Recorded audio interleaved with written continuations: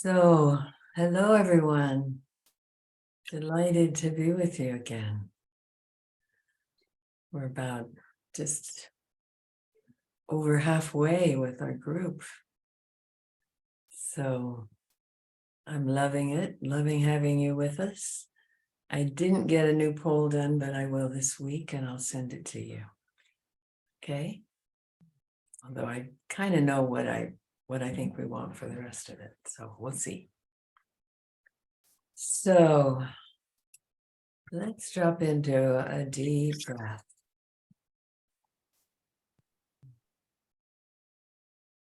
Allowing yourself to settle. Get really comfortable for a moment for our meditation. And bring all your attention to this focus, because I think you're going to have an experience in this meditation you're going to want to have.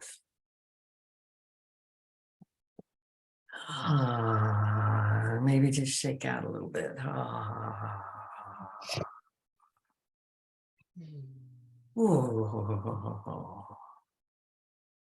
And I'd like to suggest that letting eating go until after the meditation, please.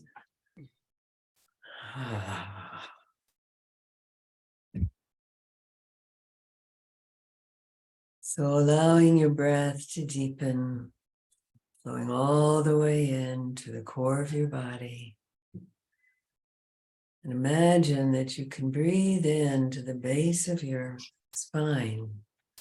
And then as you breathe out, release the old grounding and allow your energy, your light to create new roots into the earth. Breathing all the way in, filling with your breath, and breathing out into the earth for a few breaths. Deep, deep grounding. The higher you go into the light, the more important it is to have that deep, full grounding. So imagine you can send your roots into veins of tourmaline or into the waters of the earth or the fire or whatever you wish, many precious stones in the earth.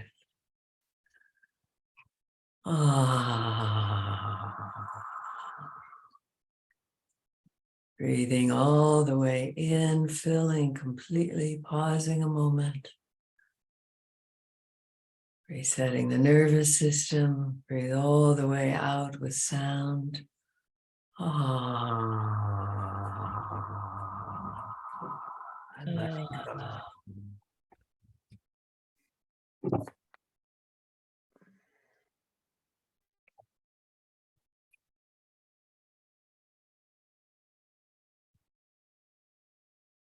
And as you fill with your light, imagine you're calling in the radiant light of your soul. Let it spiral down. It loves to spiral around the chakras. It energizes and potentiates the chakras when it does that. So calling it on a long, full breath, and then releasing down your grounding on the out breath. So each breath refreshes you with more of your light, flowing in, filling your core, releasing on the out breath.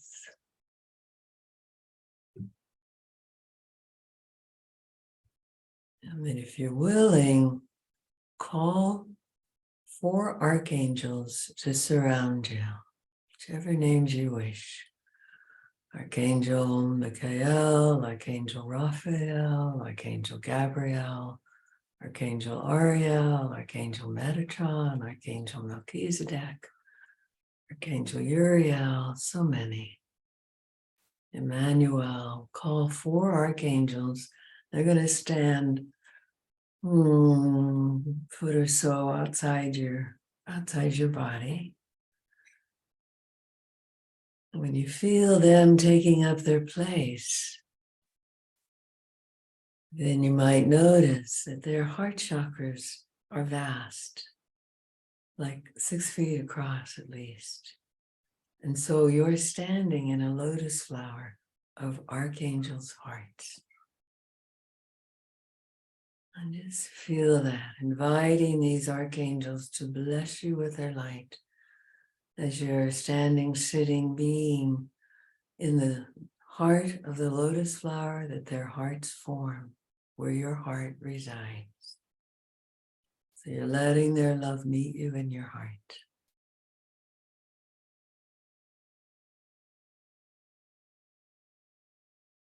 And imagine that their vastness assists you in opening even further to the light of your being, to your multidimensional self, giving the light of your being permission to reside in you today, to inform you, and to assist you in activating your light body. So activating your light body is kind of like turning on the light in every cell. Allow that sense. Your being knows how, and the angels know how. So invite them to support you in experiencing your light body.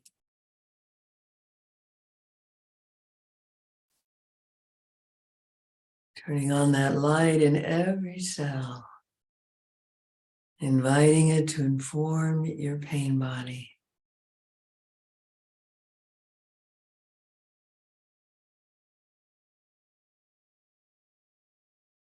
Breathing fully, the breath continues to connect you to your core. And the core of your core is the light body core. So breathing into the core, the light body core of the light body. And just allow whatever amount you get to, the experience is just right for today. Allow, accept, surrender.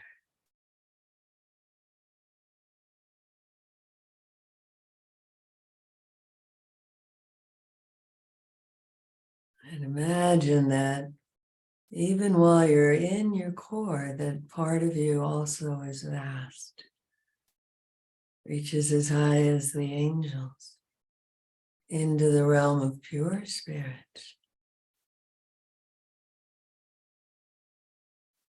Spirit never touched by any incarnations, and acknowledge spirit in you. You have your deep grounding, your light body, and spirit, where your being exists in the quantum realms. Everything's possible there.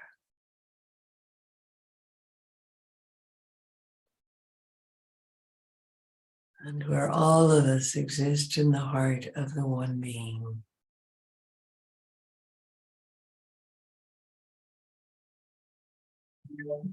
Mm.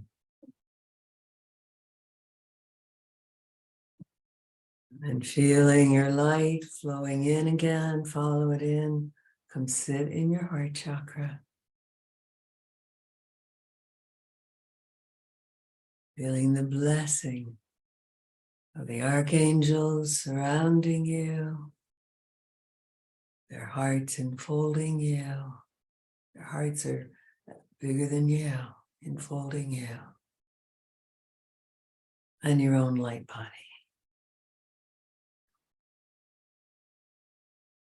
Take a moment to enjoy, and if you wish, if you love this experience, add it to your anchor.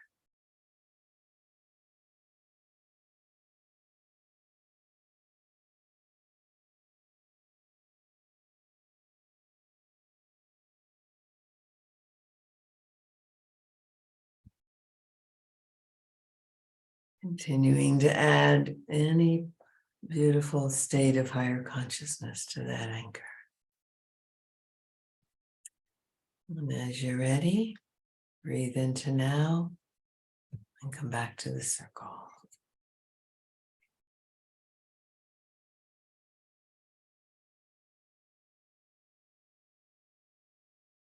Ah.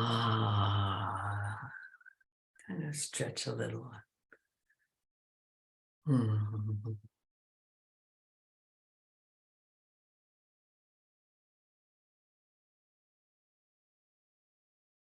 So let's check in. And I'm going to use my fancy damn timer. Since I have it. So who would like to begin?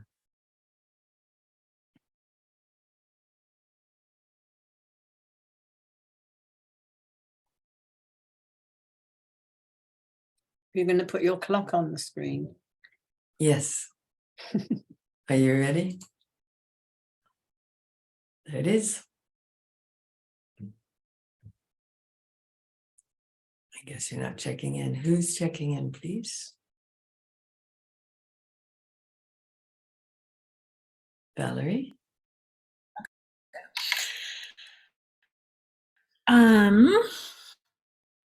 So I had a pretty major dental surgery yesterday. I'm kind of still sore and puffy on this left side. Some are talking a little funny.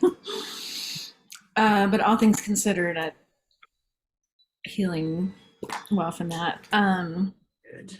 In terms of my intentions for the week, I didn't do 100 permissions, but I probably did maybe 30 or so that I wrote down. I did do some others, like just, like in my mind, but I really like that exercise. I also with a client, I had a client session last week.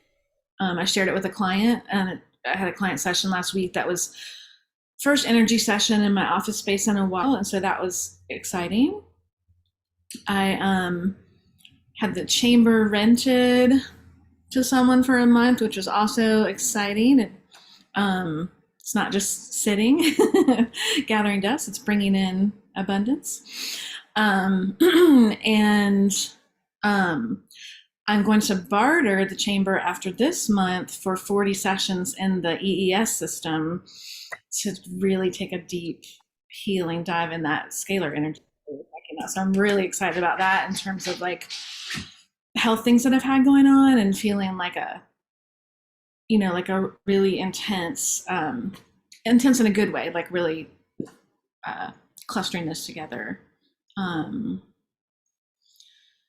So overall, just continuing to feel the shifts in all the different ways. So Beautiful. I see my clock, my time's almost. And would you tell the women what the chamber is? Is this a Yeah, so I have a mild hyperbaric oxygen chamber. My husband had a traumatic brain injury about 1.5 years ago, and we rented it. We decided to purchase it and offer it as a service. There are a few others here in Western North Carolina, but and then it got shut down for office sessions. Now I rent and sell them, but I've got 3 out that are being rented right now. Great. Thank you. Want some loving? I think yes. I would love. Healing energy for the team. Yeah.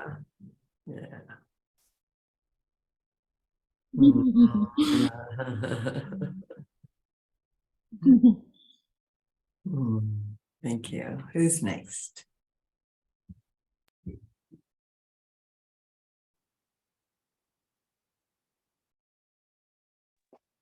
I could be next. I don't know if I'm unmuted. Hello? You are. Hi, Monica. Oh, good.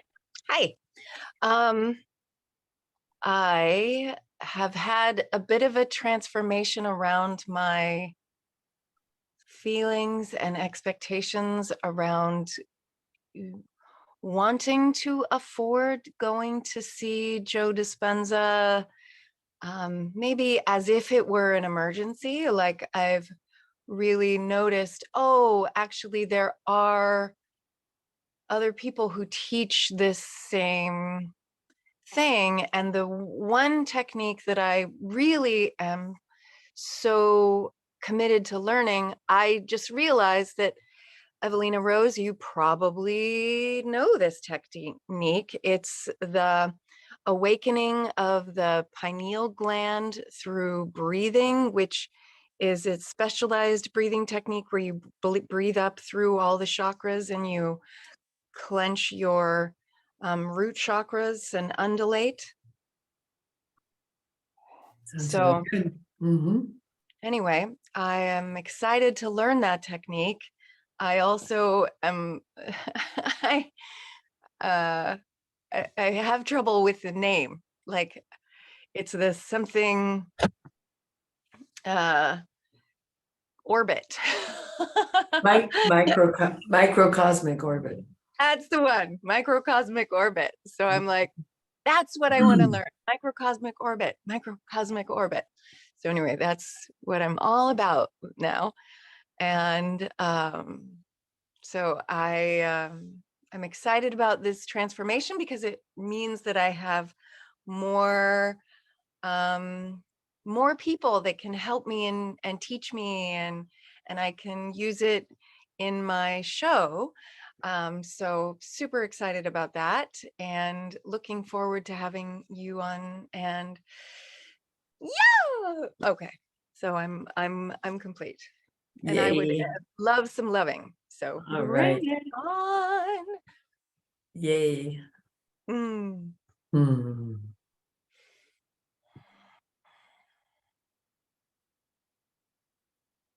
Hmm.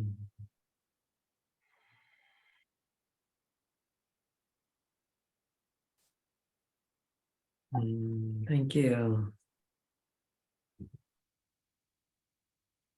Who's next?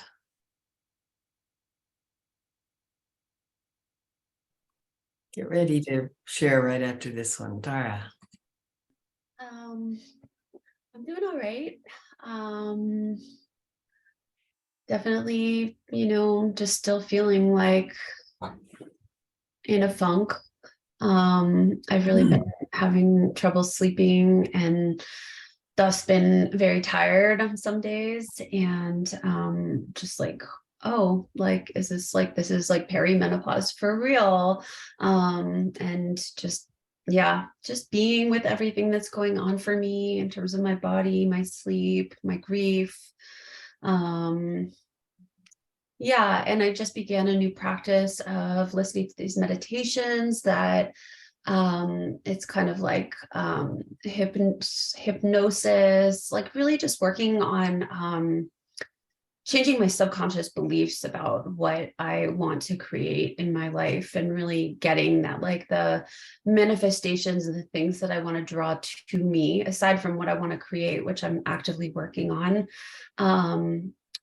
Just really getting that, like, my subconscious beliefs about my value and my worth, and what I'm capable of doing and being, that really I'm like, yeah, I'm reprogramming all of that. So yeah, doing well.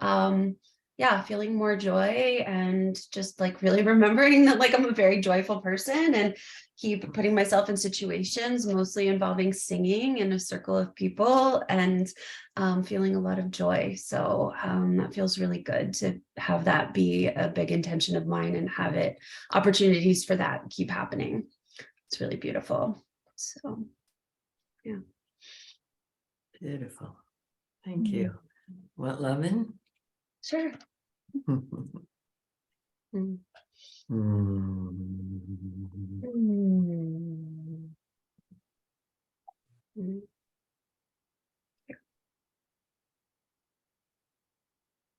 Mm. Hmm.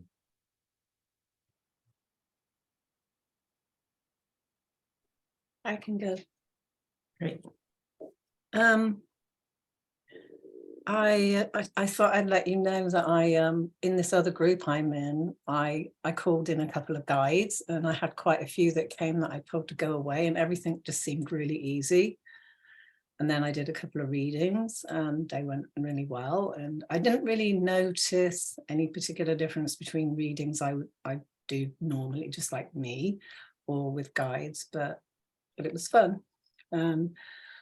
Something's obviously lifted around that fear I was working with here, so that's great.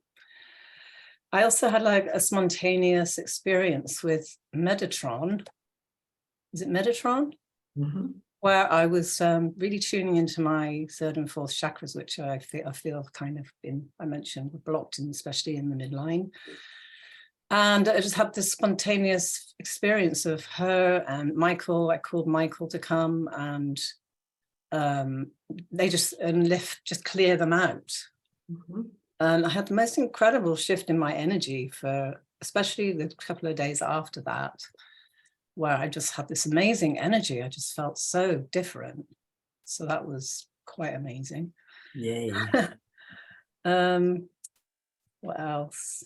Yeah, I've also, gosh, I had quite a lot of shifts happening. I've been with my 5-year-old self a lot. I've been struggling with relationships, some things in relationships to do with absence and absent people that I'm in relationships with. And I realized a lot of it was to do with my 5-year-old. And so it's been quite painful. And I've been really connecting with her in a very different way about what happened when I was 5 and my mum left. And it's been really, it's like, you know, not like I haven't done a lot of work with that in the past, but it's just felt really different, like a different kind of connection. So it's been sweet. Beautiful. Things are possible now at deeper levels than ever. Yeah. And yeah, beautiful. Okay. And some loving. Yes. Mm-hmm.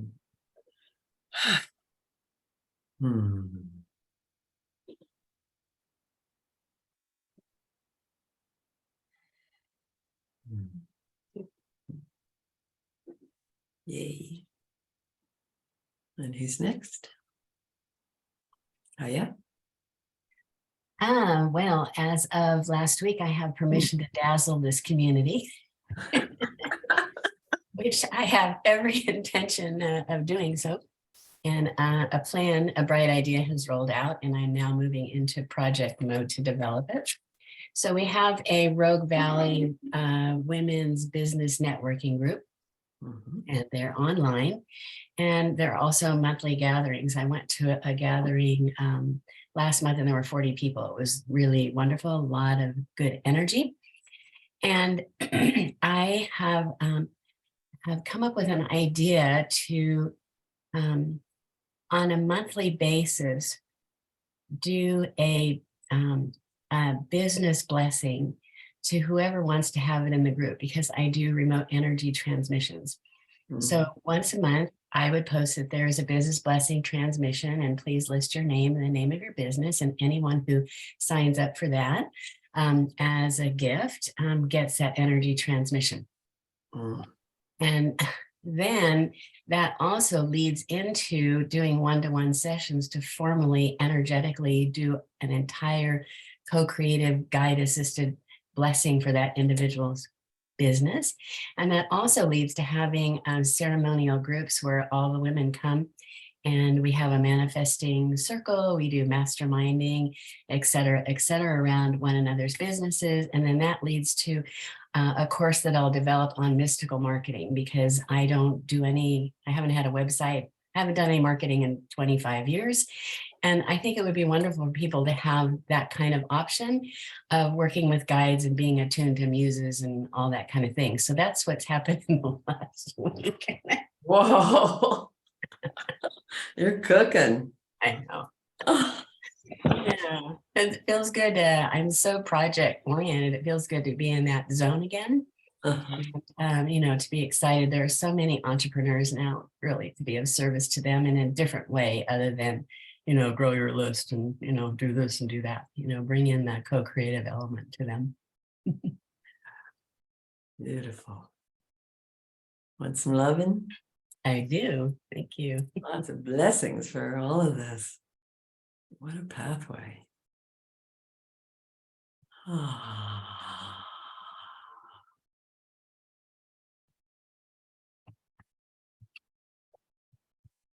Thank you. Mhm. Next.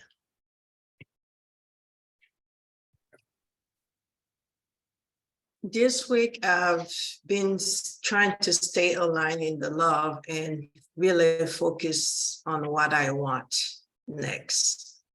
And I sat with the book, it's still not right. I sat with going back to my healing practice, it's still not right. And of course, those elements came back and it just kind of derailed me. And before the session, my team was working on my head. So I'm feeling really hot right now. It's like I'm melting. So I'm just gonna give it time and, just let me be myself fully before I decide to reopen myself to the world. It feels like I closed myself completely from the world, which is understandable, but I'm having a lot of resistance about going back into the world. And I'll need to sit with that more and figure out why and let it flow. I want it to flow. I don't want to have to go and make it happen. So yeah, that's where I am.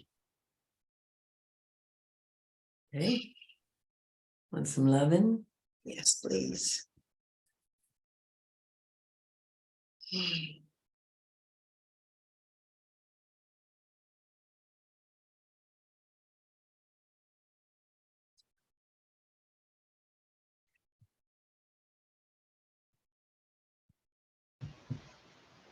Marina. My turn. So much has happened this week. Oh my gosh.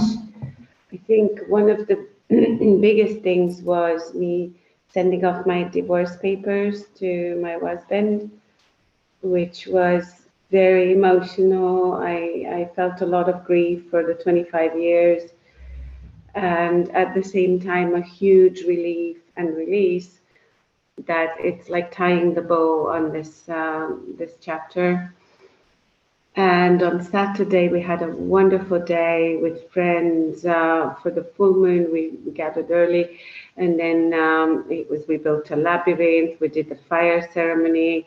And I realized how much I need to be in nature and around people who get me, around others who are on the same frequency or who we just nourish each other. It's so important. And then just now, earlier, I had, I'm doing a very intense week of teaching 12 hours a day. Anyways, it's really difficult. But I came home and my friends who were in the house were saying, oh, a policeman was looking for you. And then he left his number, you need to call him back. And so I was like, oh my God. So this whole anxiety just welled up in me because my deepest core fear is being deported from any place that I live in. And even though I got my residency permit fixed, my landlady wants to raise the rent. I don't know what I'll do. But now the police are calling me. So I tried to call the guy back. He didn't speak English. I didn't understand him. And then that's why I had to leave the meditation, because he was calling again with his daughter who spoke some English. And he said, I need to go in and sign a file. I mean, I don't know anything. So I've got this huge, I go between complete peace and calm and being in the bliss and knowing that I'm going to be okay, whatever happens, and sheer terror of being, who's going to be out to get me. That's and just got so activated when I heard that a police are looking for me. I'm like, what's going on? I have no idea. So it's just back and forth. It's so, I feel like the energy's been really deep lows and really deep big highs as well at the same time. I'm holding both, the opposite. Wow. Yeah. Yeah. You want some loving? Thank you. Yes, please. Let's put energy of stability into this loving. That whatever is, Marina gets to stay where she wants to be. Continues in her home. I can feel the archangels still with you, so ask them to take care of it. Yeah. Just hold you in great light.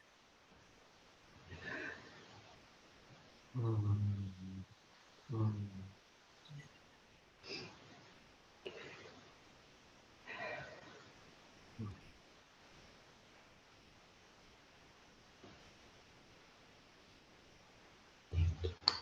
Thank you. Yeah. They're still with you. You can ask Divine Mother to come and hold you and receive your tears and your fears. And she does this exchange. You breathe in her love. She breathes in the fears. Yeah. Hmm. Hmm. Well, I'll check in. I have been really busy. I have 20 people coming to do a 3-day immersive at my home, Friday, Saturday, Sunday next week. So I've been planning, and I went through a stack of cards about like that from all my work, and I got it down to this little box. I've got the whole 9 months organized. These are cards from all my teachings of Tantra over 24 years.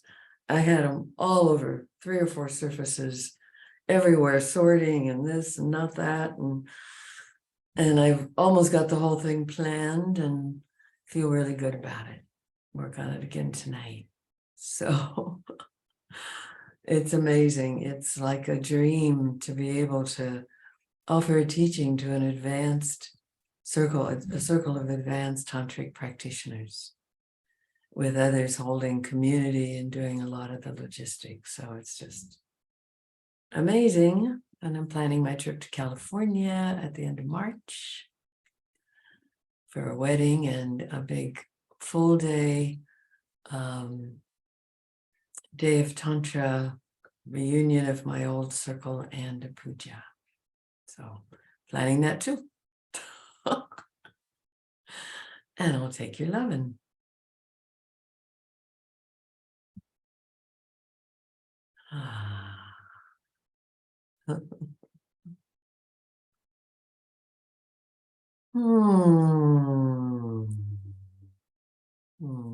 Thank you.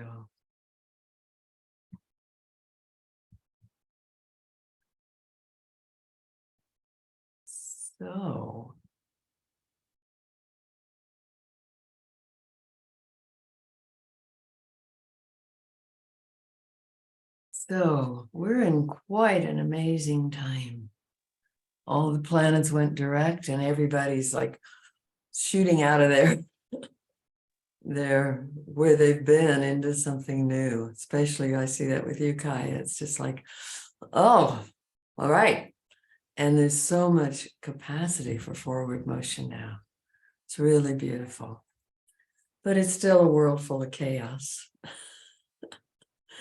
And what I want to say about chaos is that difficult things happen, challenging things happen, but according to the Buddhist, suffering is optional. That suffering comes from attachment. And so we get to really notice where we're attached and what we're attached to, and really question, do I need to be attached to that? Do I need to be attached to having it the way that I think it should be?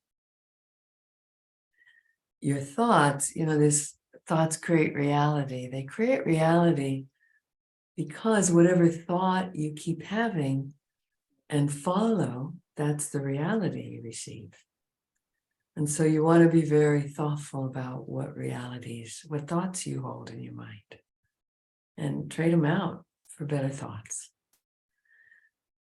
I don't think I've ever shared the example with you all about the party that I went to, about thoughts create reality. Nope. So I went to a party and I knew 35 of the 50, 60 people there, a dance party. It was a lovely party. I would have usually enjoyed it. But I got into this thought pattern of, everybody here has decided that they've ruled everyone out. I know half these people want partners, but they've ruled everybody out here. We've all excluded each other. And I got into that place my 4 nature can get into, of feeling excluded. And I just wanted to curl up in the corner. Nobody would talk to me. People didn't seem to want to dance with me. I'd walk up to 2 people I knew talking and they wouldn't include me. And I wanted to go home or give it all up. And all of a sudden I went, I don't like what I'm thinking. What do I want to think? I am well romanced, well received, honored and respected and treated with such kindness. And all of a sudden, if it were a movie, it would have been like this ripple effect. All of a sudden, the whole party changed. People came up to me, people were dancing with me. I'd walk up to someone, they would include me. I had a fabulous time the rest of the night because I chose a different neuronal pathway. Because we have these old neuronal pathways that are like the ruts, right? This is how we've done it, how we think. This is what we know. And so we choose that thought that fits that neuronal pathway, and that's where we go. And the brain totally cooperates. I chose a different neuronal pathway. I could have chosen, we're all light beings here. Everyone is here dancing in our light, and they love my light. We get to choose which neuronal pathway.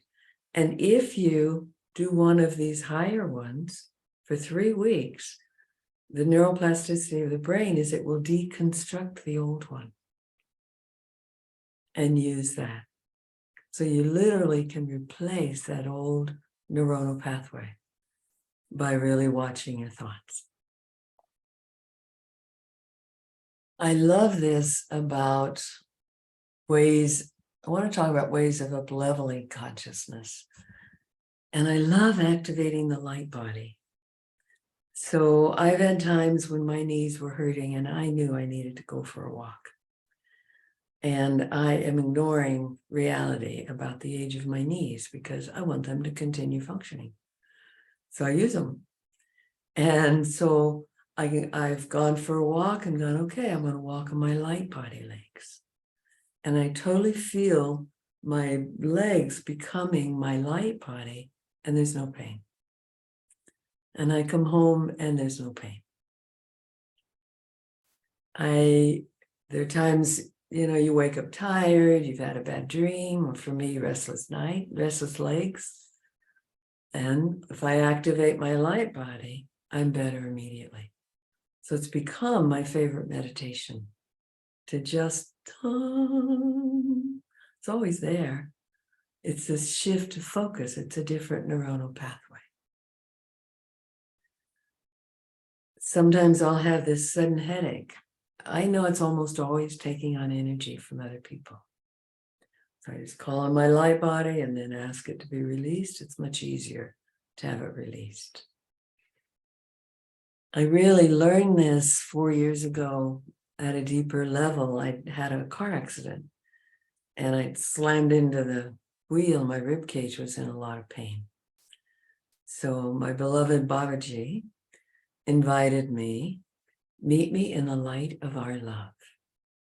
And he just came and enfolded me, and we met in the light of the love that we share and that Spirit shares with us all the time.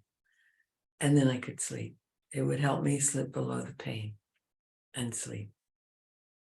Couldn't roll over, that was too painful, but I could sleep. So recently, I had these bumps coming up on my body, and I really had to work to figure out what it was. Someone had brought poison ivy into the home, and I ended up getting a little poison ivy, which I haven't had for a long time. But I started getting the equivalent of that, but it was really poison oak, which had become systemic many years ago, erupting on my body. So I had a satsang to do. And I got up that morning and I said, okay, spirit, or that night before, okay, spirit, okay, soul, I'm doing your work tomorrow. You will heal me tonight. I require it. I command it. It is absolutely necessary.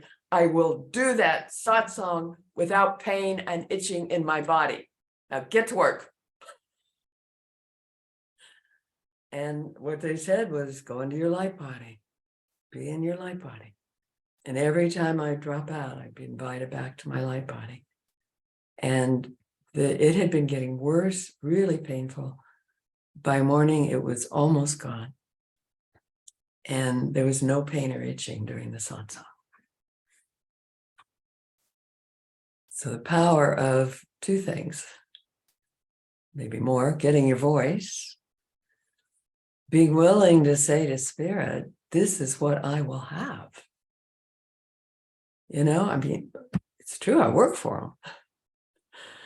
They love working through me. So to really ask them to sustain your vessel, to grow your vessel, to grow your environment, Marina, to ask spirit, you get to keep holding me steady here. I've got work to do here.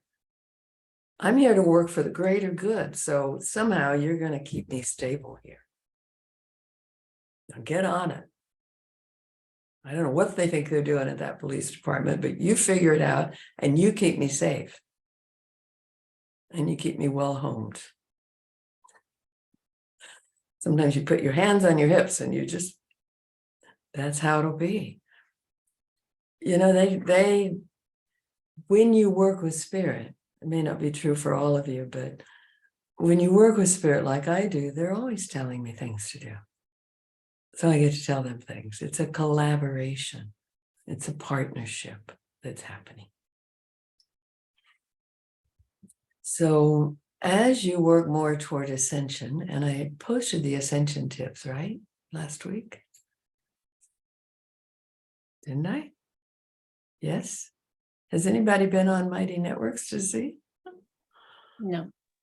I don't know what ascension is. It sounds like a religious thing, so I avoid it. Well, there are many religions that involve ascension. What's fascinating to me is the cathedral at Chartres in France.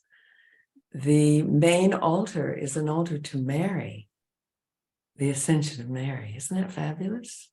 A feminine altar.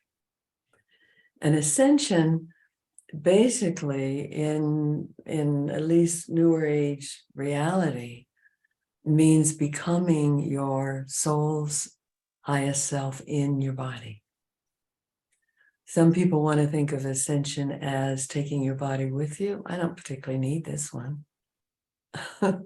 When I let go of this life, I'll have whatever body I need for the next next reality, which is the inner planes. But ascension is what we've been doing today. You're already on it, because that meditation was very much about activating higher levels of your consciousness to inform your ordinary consciousness. And so ascension allows you to live with more alignment with your soul's essence and with the light. Some would say that they want to live more in the fourth dimension and the fifth dimension. So the quickest way to define the dimensions is the third dimension, where most of us have been living or holding our consciousness. You've got all your stuff and your stuff's got you. The fourth dimension, you've got your stuff, but it doesn't matter very much. It's like you've let go of attachment. You're no longer at effect of your stuff. And the fifth dimension is like, what stuff? When you're fifth dimension, there really isn't a past. There's at least not the past you remember, because you're literally living at a higher dimension in your being. And we always have varying dimensions that we can tune into, which is one of the importance of choosing thoughts that help you tap into something higher. So, Monica, are you still with us? We don't see your video. I Monica- am still here, yes, and I have accidentally somehow become in the safe driving mode of the way that my phone works, and I'm gonna, when we go to a break, I'm gonna have to log back in. So just Okay. FYI. Thank you. Good. Glad you're here. Yeah, hi. So the activation you were mentioning of the microcosmic orbit, that is one of these kinds of spiritual activations that gives you access to the kundalini in your body, to actually the power of the chakras by running light through. We might do it at some point. And there are many spiritual activations you'll find online. It's happening all over the place to help you choose the reality that you want. So you choose it by the thoughts you think, you choose it by the stories you listen to. You know, if your inner voices are telling you the same story over and over, it's not doing any good, right? So stop listening. Ask that part of your consciousness to repurpose itself. I don't want to hear that story anymore.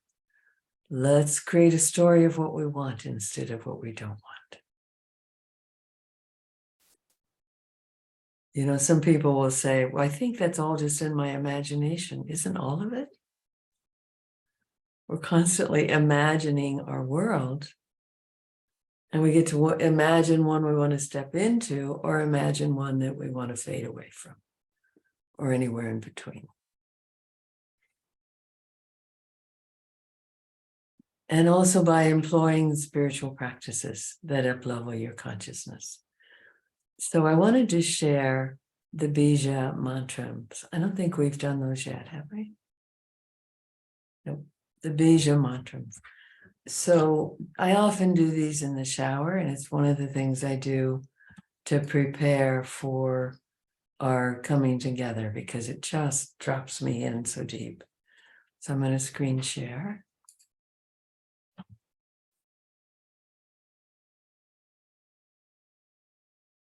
So this is in your Mighty Networks, and it's under, if you go to Mighty Networks and you go up to the search bar and do the hashtags, you'll find this. So these are the Bija mantras, and they start with the first chakra. These are seed syllables that have been found to balance the chakras and energize the chakras. And you do it on one tone, and the first one is Lam, and you emphasize the first syllable a little bit. The first is Lam, second chakra Vam, the third is Ram, the fourth is Yam, the fifth is Ham, the sixth is Om, and then you go Om, and then you look up into the third eye, and you can literally reach into the crown chakra by looking up into the third eye and activating the crown. Okay, so it's Om in the third eye. You look up to the crown if you want, and in the crown. Okay, so should we do these? All right, so you can listen the first time if you wish, and join whenever you're ready. So first, I always start, if I want to chant, with a full breath in and a full breath out, which prepares the breathing. If you just breathe in, I find it's harder to hold the notes. If you need to take a breath in the middle of this, feel free. So let's breathe all the way in. And pause. Breathe all the way out. And pause. All the way in. Lam Vam Ram Yam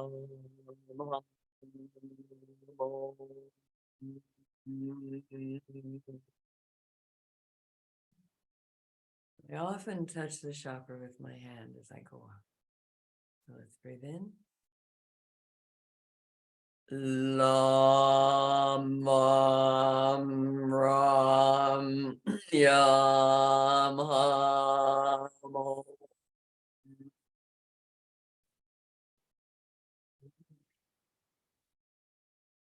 Full breath.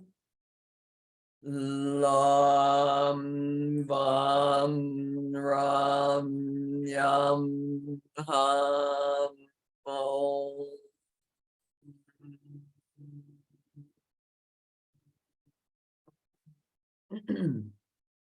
And once more, full breath.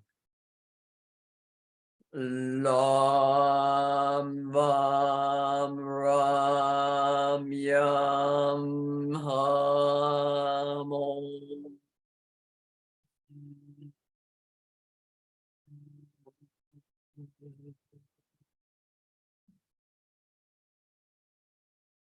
Notice how you feel.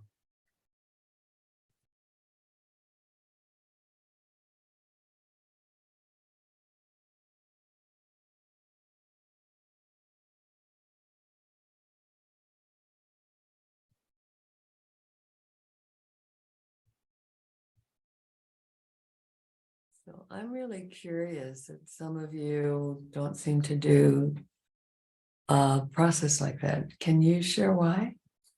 What is it about it?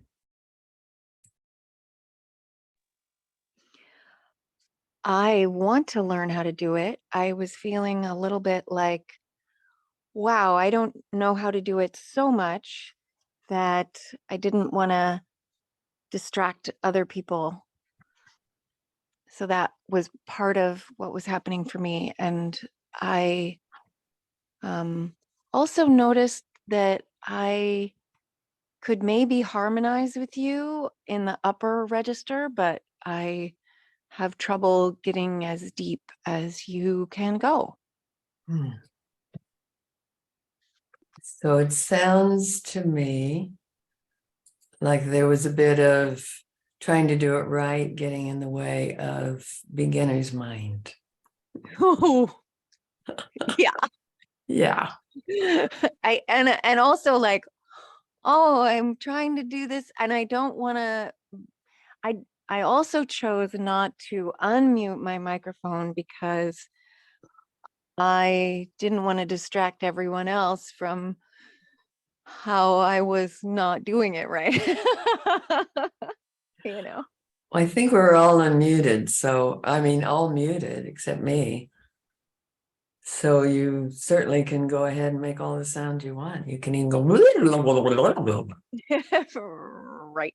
I was trying to do the sounds, but then I also didn't know which syllable was next. And, you know, my camera has turned off in this driving mode thing. And so Okay.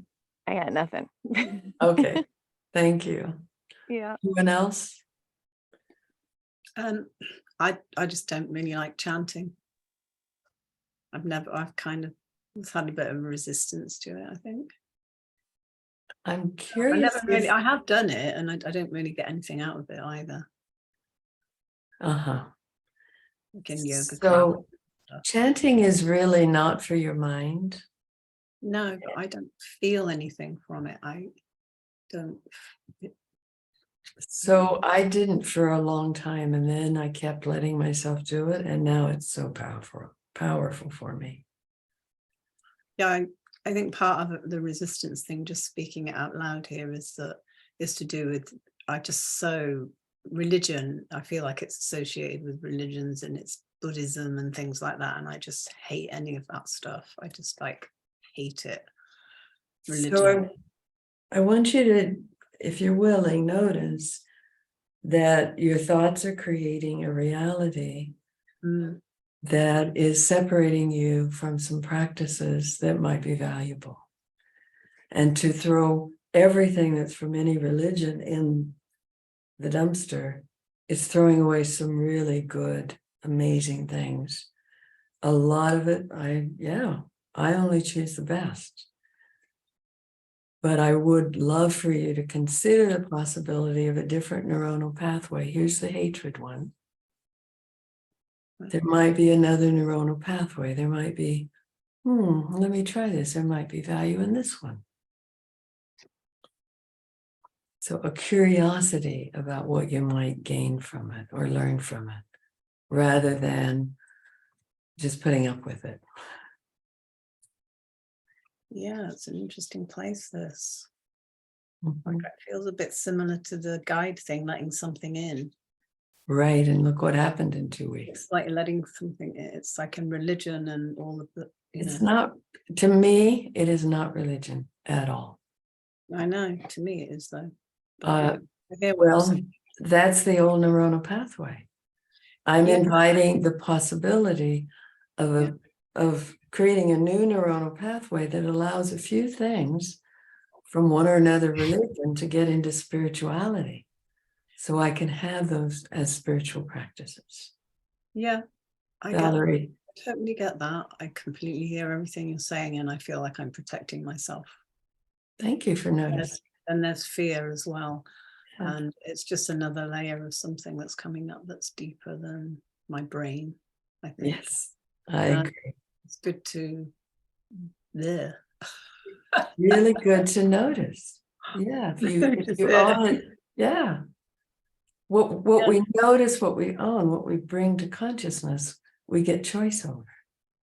Yeah, I mean, I'm really thinking about the witch burnings and things right now as well. So I'm thinking about associations with that and Christianity and religion and all that stuff. It's like a deep layer. Mm-hmm. So I think Valerie had a comment. Yeah.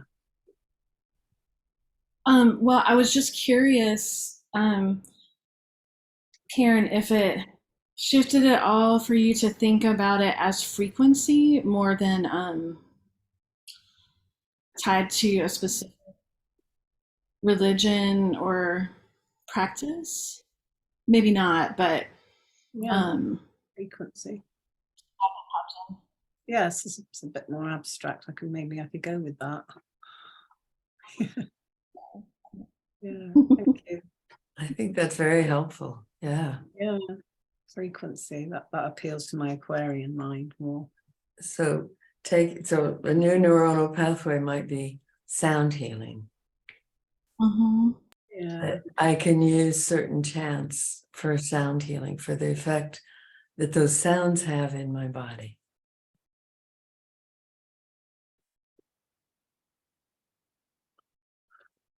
Great contribution. Thank you. Anyone else? And then we'll move on. Marina? Sound is, not only frequency, but very powerful vibration. And what it really does is not only the sound, but the pauses between the sounds are also important, I think. Mm-hmm. When we choose music, for example, for a choir class, everything has a meaning. The spaces between the beats and the notes. Mm-hmm. Being a musician is very powerful. Beautiful. Yeah. And I think of the chakras in Tantra, where you think of them as they form the inner flute. And every chakra is a note on the flute. And so we use these frequencies to tune up the instrument of our body. And then it functions better, then it serves us better. I think we want to keep finding ways that free up our energy and raise our energy. Cleansing breath is another one, just a few very fast breaths with undulation. And I think I remember from the poll that people were interested in one time being about tantric breathing. Is that true? How many would like that, to have a day that's Amen, sister friends. okay? Okay. Amen, sister friends, we will. Another way I free up my energy, I just say to my guides, beam me up. Beam me up, Scotty. I might say, you know, you can share where you are with spirit. I might say, I'm just feeling so low today, and I don't know how to find my way back. So lift me up. I ask that you help elevate me into my higher consciousness body. Help me feel my 5th dimensional self. And it works. It works. It's asking and believing and really being sincere, and then you breathe. What I see so often is people might, like in a session, will have this powerful prayer, this potent prayer. It's exactly what they want. And then they go back to the old neuronal pathway. The very next thing they say is based on what they were like before we ever started the session. You want to believe in your transformation. You want to vote for it. So you do the practices and then you pay attention. How do I feel? Am I lighter? Can I take that deeper? The care and keeping of this chakra system is how we evolve the being that can live the life we want to live. Marina, did you have a? I feel right now, I think a lot of us, maybe it's just me, are going through this. I don't know if you care about astrology or not, but the planet Pluto is at the last degrees of Capricorn and basically moving into the next sign, Aquarius, when Tosha Silver calls this like Pluto is being very thorough, scraping the bottom of the burnt rice.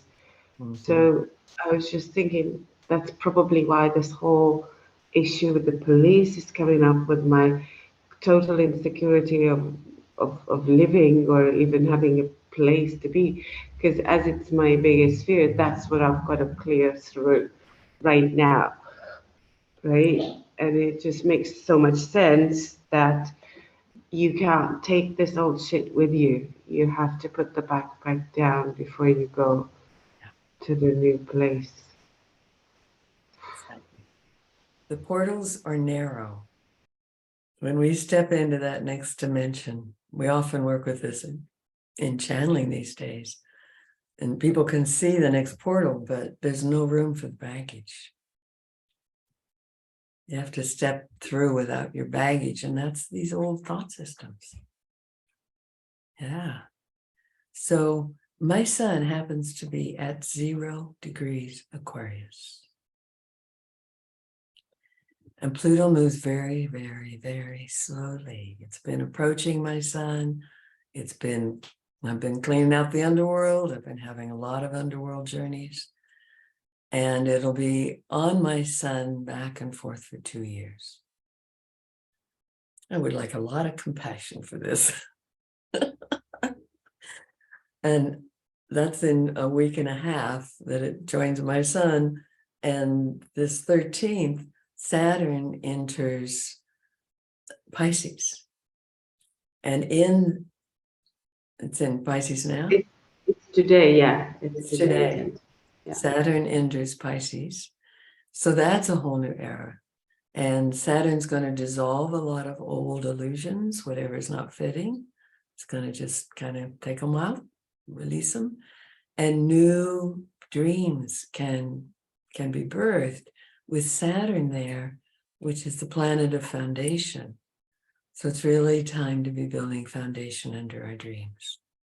I feel that with you, Kai. It's like this burst is very much Saturn evolving this in the world. Yeah. So Pluto is revealing so much that's been unrevealed. And a lot of the really stellar strategies, methodologies that have been repressed are most likely going to burst into the news and into communities. And because Aquarius is the internet and electricity, there's probably going to be enormous expansion in the whole digital world and the whole AI world and digital world. And so it's kind of like, hold on to your seats. Or, since suffering is caused by attachment, let go of your seats, let go of needing to be seated, and just roll with the waves. Another way to free up your energy is to finish incompletes. So wherever we're stuck is where there's something in our past or current relationship that we don't have completion of. So in the 12-step program, they would say, do a fierce inventory and make amends. That's one way. Another way that's equally valid is go over that unresolved scene and make it come out different. Change history. It's your history. You can go back and imagine that person actually heard you and you spoke truly and both of you resolved whatever was between you. Make it come out the way you'd like it to come out. And that can shift because now there's a completion there. The kind of soul retrieval we've modeled for you is a form of completion. To go find the part that's stuck in time and gather them up and bring them into current time. That's also allows something that's unresolved to complete. And you can do it with past lives. One of the things I find challenging in the work is there'll be people who've had these past life readings and then they're at effect of it. Like, I had this reading and I was this awful person doing such and such in another life. They make it theirs. But those aren't that's not your incarnation's experience. My sense is it really isn't reincarnation because there's no time and space. So I think we all emanate from angels and then they evolve souls and then souls evolve incarnations. And in a way, they're all in the same time. They're all simultaneous. The soul doesn't need to take one little bit of itself and recycle it through all those lifetimes. So when you go, I don't want to come back and do this in another lifetime, you probably wouldn't. Your soul might create another lifetime to finish this unfinished business. I think the only time people go right into another lifetime is when they're totally unresolved. But I'm not even sure about that. And so we continue to exist on the other planes. So if a past lifetime is bleeding through, you can go, you and the guides can work with that lifetime and resolve what's unresolved and help those aspects of your soul to ascend into the light, and then it won't bleed through anymore. So you can do healing on any of your other soul's lifetimes to complete things that need to be completed. We do it all the time. It's amazing. Oh, let's take a breath. It's a lot of information.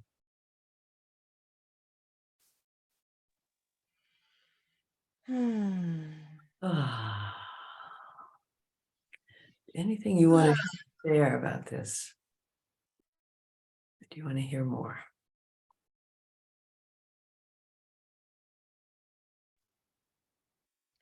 I'd like to hear more. Okay. So I want to talk about quantum healing. Quantum refers to many things, but the quantum field has no location. It's a state of consciousness. We try to locate it by thinking that we go up into these chakras beyond our crown, and we go all the way up and touch the place of pure spirit that's never affected by incarnations. It's not really up, it's out, it's wherever you hold quantum consciousness, which is a consciousness of union with the divine, being one with the divine. You've probably touched this in meditations, maybe when you felt your light body earlier. You felt that sense of just, there's only now. And anytime you work with quantum, you want to be totally in now. That's where all the power is. That's where all the change happens. So, have any of you done light language? It's so interesting. We had someone in the last group that did, and I work with a woman who's very much into light language. So we'll be doing channeling and starting to transmute something, and she'll go into light language. And it's not about the words, it's the sounds, right? And those sounds can activate higher consciousness. And you might just find at some point you're wanting to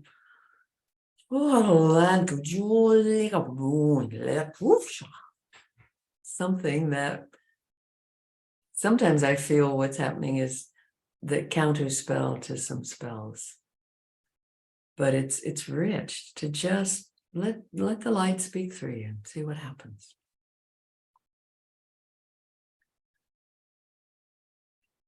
So you're calling in the quantum realm, but you're also calling yourself to it. It's allowing something that's so vast to work through you. So one of the ways I've learned this is through a scalar light activation. So we could do that real quickly. So yes, some of you get your meditation space, yes. So ground and center and bring yourself right into now and acknowledge that which is spirit in your being. That which is beyond incarnations, which is pure light essence. Lives in the quantum realms, lives in union with all that is. And acknowledge spirit in each of us. So it's as if you acknowledge that in everyone here that lives in that realm of pure essence, pure light.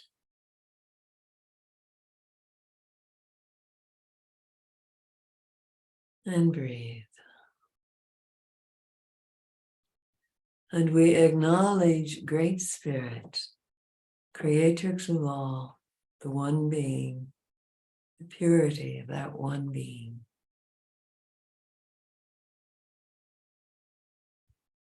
And we call from the heart of Great Spirit for scalar waves of light, waves of grace to flow in and through us. Washing through us, these are adaptogenic scalar waves.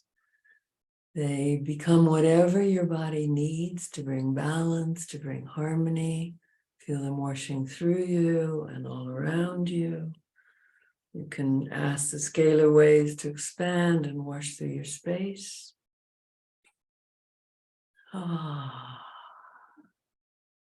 Waves of grace. These scalar waves are faster than the speed of light, so they just flow in and through you and around you and bathe you with light, clearing all that's in the way of light, becoming washed by light and becoming light.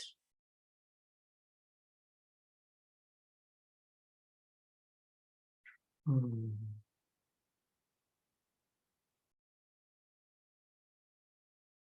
Breathing, receiving waves of grace.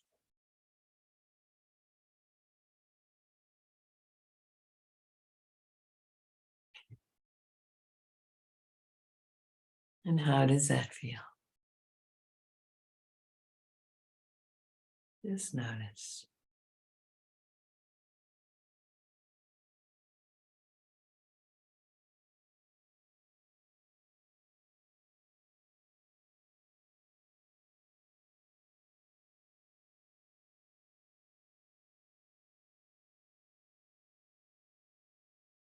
Anyone want to share what you experience?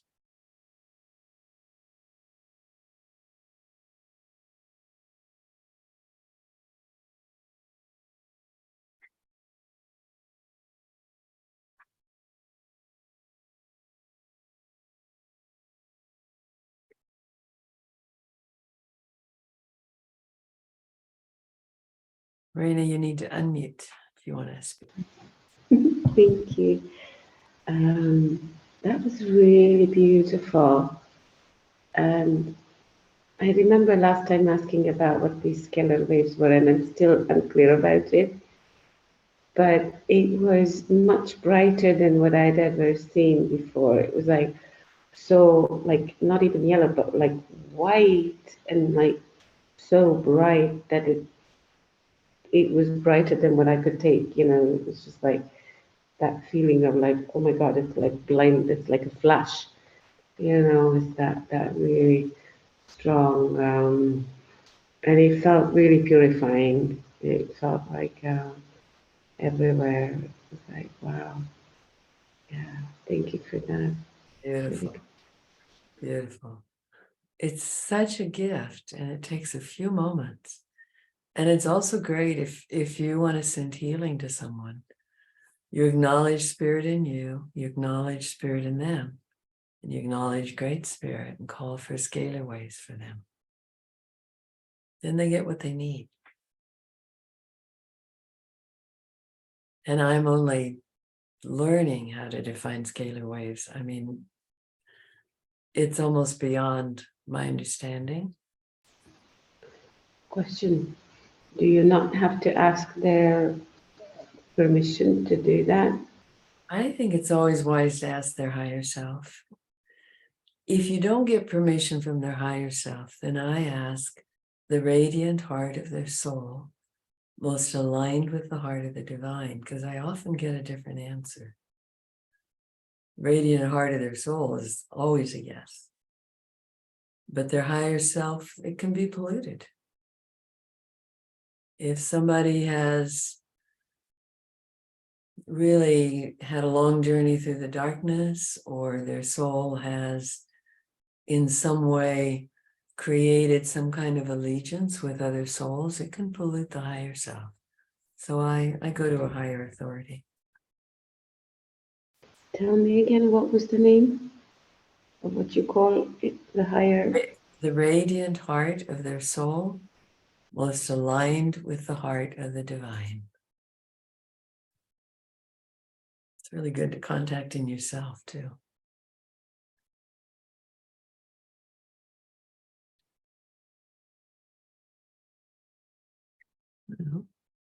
Kaya? I'll just say it this way: I was minding my own business.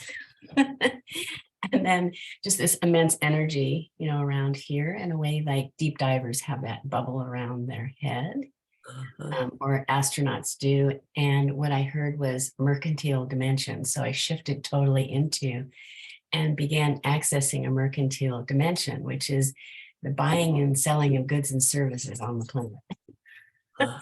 Which is a good place for an entrepreneur to be, and to be able to access that particular vibratory tone, because one can't do business without doing that kind of thing.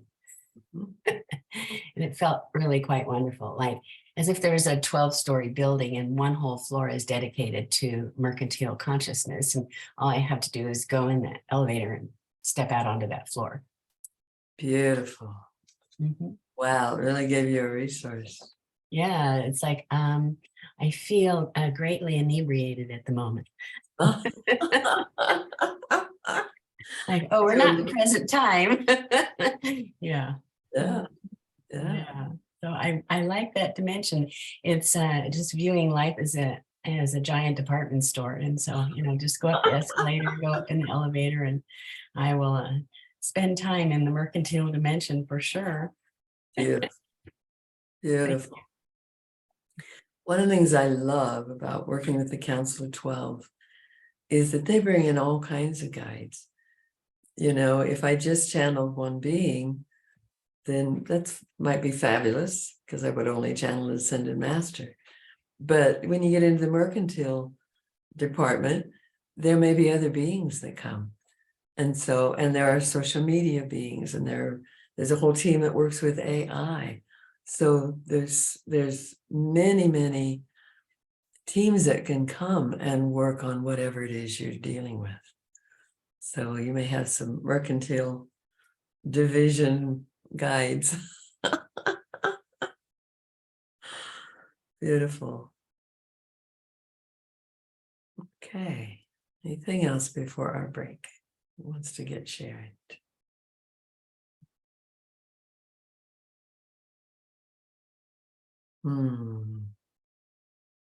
Thank you.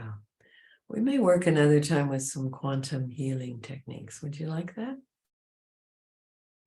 Yes. Okay. We'll see. All right. So let's take a break and come back at 10 after.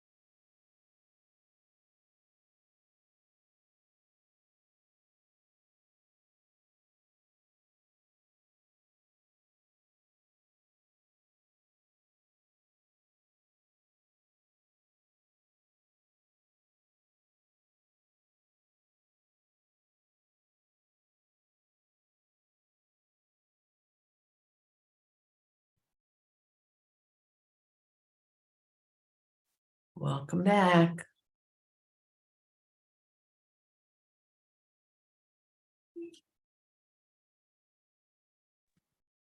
Hello. Hello.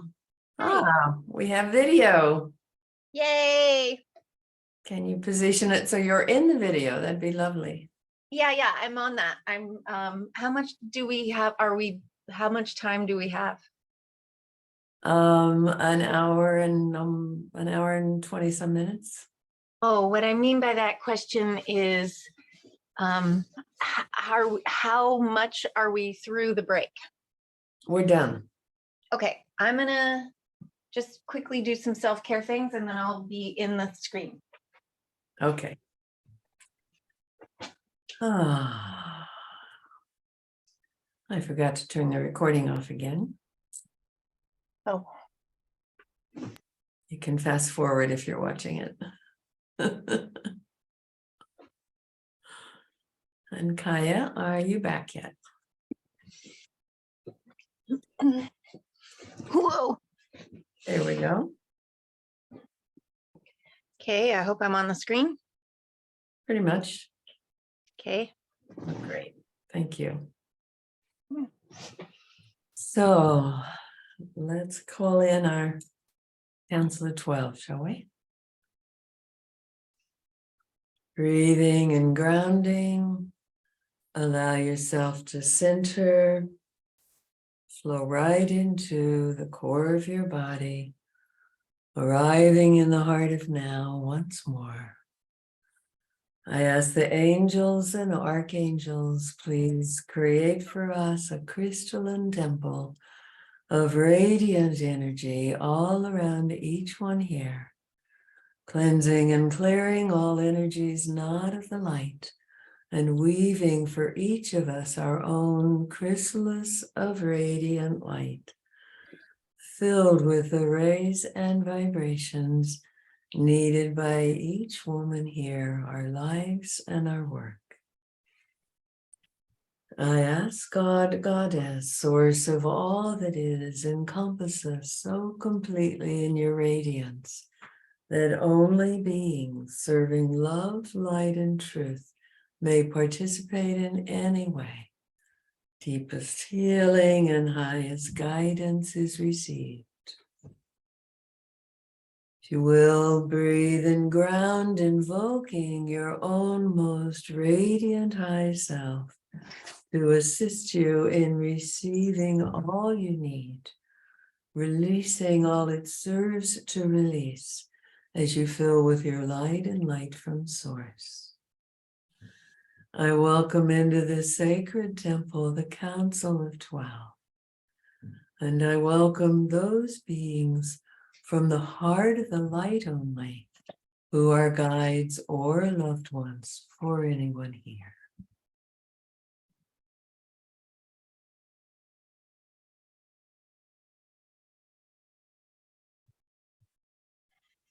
Greetings, dear ones.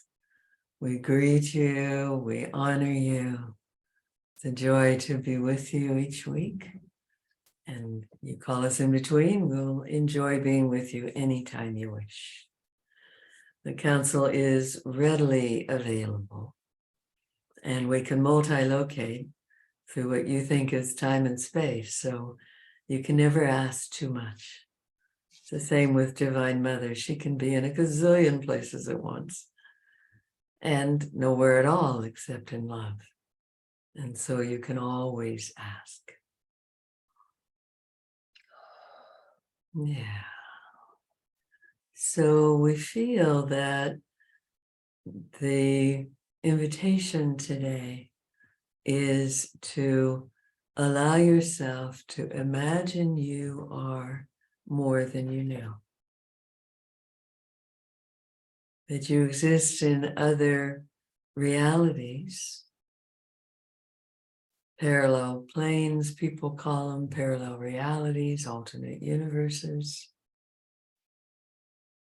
And so it's kind of spiritual play to discover what reality do I want to be in today? And how does, probably a good question is, What reality do I want to be in today? And how does a woman living in that reality think? What does she entertain? How far from center does she allow her energy to meander? How does a woman in that reality keep connected to source and to light? And Melina said, in a way, it's all imagination. Well, yes. In the beginning, some of you don't like these words, but we're going to say them. In the beginning, God created the word. Thought first. Imagination next. Voila. Incarnational worlds. Took a little more time than that, but. And so you're made in the image of the Creatrix. Therefore, you have the same power. The God essence in you, the source essence in you, great spirit moving through you. Find a word or language that works. And we do want to say that these words to us existed way before any religion was ever birthed. They're universal, they're eternal. And then people decided, oh, I want to teach that. So they set up a little religion and they set up systems and they set up organizations, and the organizations get bigger. And over time, the essence of what wanted to be taught can get lost in the administration of the organizations. And that's why people go, religion. We would say there's not a religious bone in Evelina's body. It's all gone. She was raised a really good Methodist. But all the religion bones are gone, and what's left is spirituality. Relating to something so vast that it teaches you, it expands you, it fulfills you, it completes you. Most of the suffering is the felt sense of separation from the divine. It's kind of like, can you hear me up there? That's kind of how it is in a lot of religions. Oh no, oh, I need a priest. Oh, you can help him hear me. But God's everywhere. There's no not being heard. And there's no judgment. It's where certain organizational systems have made God into something like your father. Some kind of judge in the sky or something that couldn't care about you. And yet, every atom of existence is permeated with this creative life force of the originator of it all. It's everywhere. So when you let go of treating things as sacred and not sacred, holy and unholy, you're able to see the movement of this creative spirit in everything and align with it and let it move you down your path. So what wants to happen isn't worship of God. God doesn't need your worship. She's fine. It's not adoration of the divine. That's another way people separate themselves. Oh, you're so amazing, I'm a sinner. It's not that, it's collaboration, partnering, letting the divine show up in everything. So you're in the middle of speaking at a networking event. You're not quite sure what to say. Oh, Spirit, guide my words, my thoughts, my actions. Let my light shine so brightly that all the people who need to connect to me notice and know their need to connect. So you take this, or you You walk with spirit everywhere. And it up-levels your consciousness. The more you walk with spirit, the more you're able to walk with spirit. The more you're able to come from that divine soul's plan that wants to unfold in your life. So many have been taught this sense of worship that excludes you from divinity. News to God. There's nothing outside of it. So you have to find your own way to embrace what works for you, and something more vast can make a big difference. We also want to comment on your mention of Metatron, Karen, because many would see archangels as having a gender. And so Metatron is often represented as masculine. There is also Lady Metatron. And if you've never spoken with the Archangel Lady Metatron, we recommend it. Now, the Lady Archangels tend not to speak in words. They speak in the language of light. So you call Lady Metatron in and ask her to make your acquaintance and help you understand who and what she is and how she can support you in your life. And you'll have a beautiful surprise for yourself in this presence. And Karen, we feel you've already touched her. So you see that there are realms of spirituality, spirit, spiritual practices. There are realms of beings beyond this physical that make life a whole lot more interesting.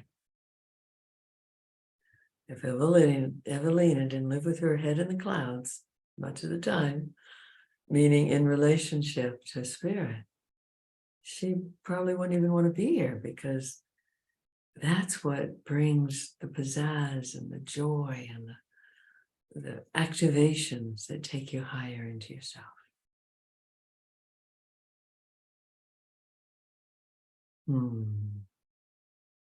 So we'd like to now be available for any inquiries that any of you have. And if someone has an inquiry and any of you feel that Spirit also wants to speak through you, please share. So we'll be responding, and we're very happy to hear the wisdom that comes through any of you. Who would like to ask something today? Mikhail? I have a question regarding the apartment where I'm at right now. When I was signing the contract, it was understood that every month I would pay the utilities, but the owner will send me the bills, the invoice. But the first month, I've been talking to the daughter, and I've met the owners when I met. So she just sent me a total amount without any proof of it. And I've been asking every month, can you send me the proof related to so and so I can pay? But she never got back to me. So I'm asking myself, okay, do I go directly to the owners, or what's going on with that situation? We suggest that you make it a business-like request of, I would really like the documentation because I need it for my taxes. Okay. So I would love to see what the bills are and how you figured it. So I have that for my taxes, and I'm willing to pay it. Then you get to decide, do you withhold payment until you get the documentation? Well, that's what I've been doing, because it was what we agreed upon. So what came to me is like they are basically taking it from the down payment, from the deposit. Yeah, but still, that's not what we agreed upon. So that's right. So it feels to us that you want to approach it in a kind of business-like way of, wanting the Okay. documentation. And if you wish, I could show you the agreement. And I'm very willing to pay it just as soon as I get the documentation. Okay, so I'll send it again. Yeah. I have one question for the council regarding Ecuador. Mhm. What location in Ecuador is more aligned with my evolution at this time? So I'm in Playas, but for some reason I've been feeling kind of mixed signal from two other locations, which I don't quite understand why. So the first one is Mantas, Ecuador, is a bigger city and still on the coast because I'm a water person. And the second one is Salinas. So between those three locations, which one will vibrate more best with me if I decide to just live here permanently?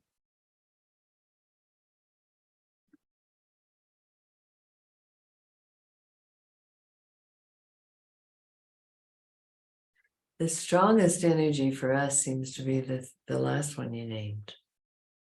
Salinas? Mhm. Ah, Feel into that. How does that feel to you?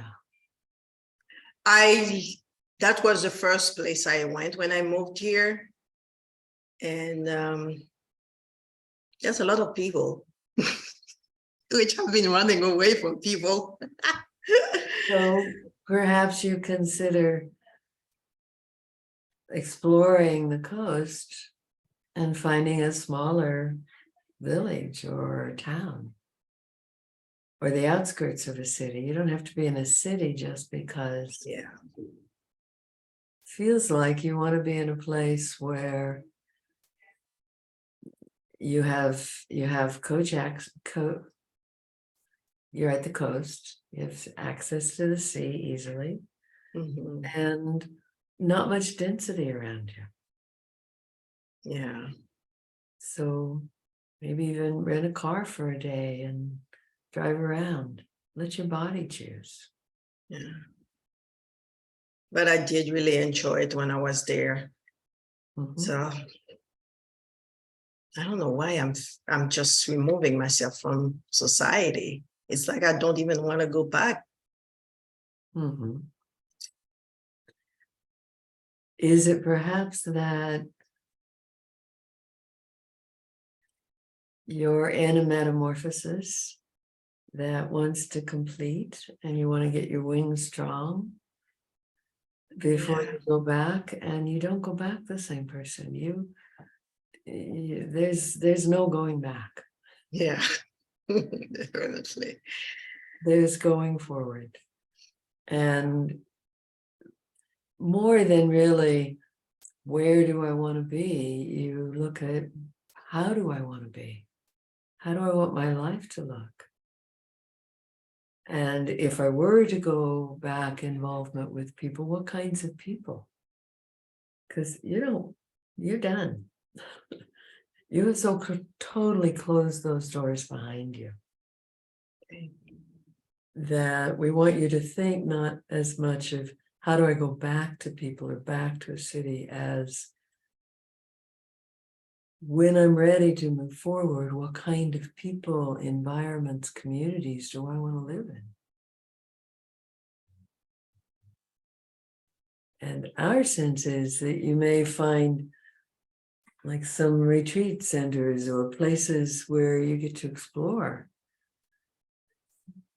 being with people, but in a very rarefied setting where someone else is making it beautiful. So a very gentle reentry, not I'm going to plant myself in an apartment in the middle of a city or something, but a really, enjoy your time away and then gentle reentries. Okay. Yeah. You get to feel what it's like to have wings. I'm having mixed feelings. I do miss helping the woman that I used to work with, but of course, like I suppose it's just the giving of myself that I'm missing. But yet on the other hand, it's like, oh boy, oh, do I want to go back to that craziness? Well, we can assure you, thoughts create reality. We can assure you, as long as you view it as craziness, the answer will be no. That's probably why. So we suggest that you invite your spirit allies and do some good dreaming of what's worth going forward into. Okay. So Evelina is very engaged in the world and very engaged with clients and teaching, but she's not in craziness at all. Okay. So I have to switch the paradigm of my head. Okay. Exactly. Switch the paradigm of your head. Thank you. You're welcome. Who else? Kaya, and then Marina. All right, let's see here. Is there an evolutionary moment in time to teach co-creative weather wisdom on the planet and have weather with summits on a large scale? The answer to a yes and no question doesn't always give much information. So we'll say yes, there is a time. We feel that that time is approaching because of these shifts of Saturn and Pluto. There's a quickening that's happening on the planet. When Jupiter also changes signs, would probably be a time for the birthing of something like that. We think that's May, in May, because Jupiter is like expansion and joyful and brings in the receptivity to something new.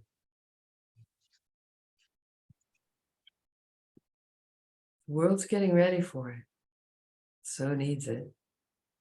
It does. Yes. Yes. Yeah, changing the weather paradigm is my planetary project at this time. And I want to thank you and also the council for, we had the 3 rings, the 3 circles. Mhm. In the past, I've looked at those circles as personal, professional, planetary, and personal was in the center, professional was the next ring out, and planetary, the whole thing is flipped around. And so planetary is smack dab in the center. That is my highest commitment in terms of the co-creative weather project that I'm involved in. And that was just such a lucid moment, a very laser-like moment that is uppermost. That's my highest commitment, is to work with my weather allies to bring co-creative weather consciousness to the planet instead of the dreadnoughts of climate change. Excellent. Excellent. Lending lots and lots of spiritual prowess to that. Yeah. So important. Yes. Thank you. You're welcome.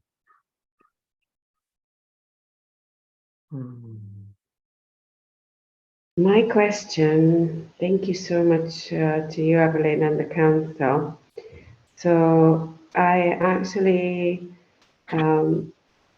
manifested, I think, I don't even know how else to say it, a meeting with the actual owner of the island, because they contacted me, the realtors, and said the owner would like to meet me. He's in Istanbul and he's back from America. I don't know if he's probably Turkish, but apparently he speaks English. And he's willing to come to my city, fly to Antalya, and they would be driving up from Finicke, where I was, the realtors. And so my plan was, so the meeting is on Sunday afternoon, and I will also would like to ask all of you to send me good juju on Sunday. I will put it in the Mighty Network at the time.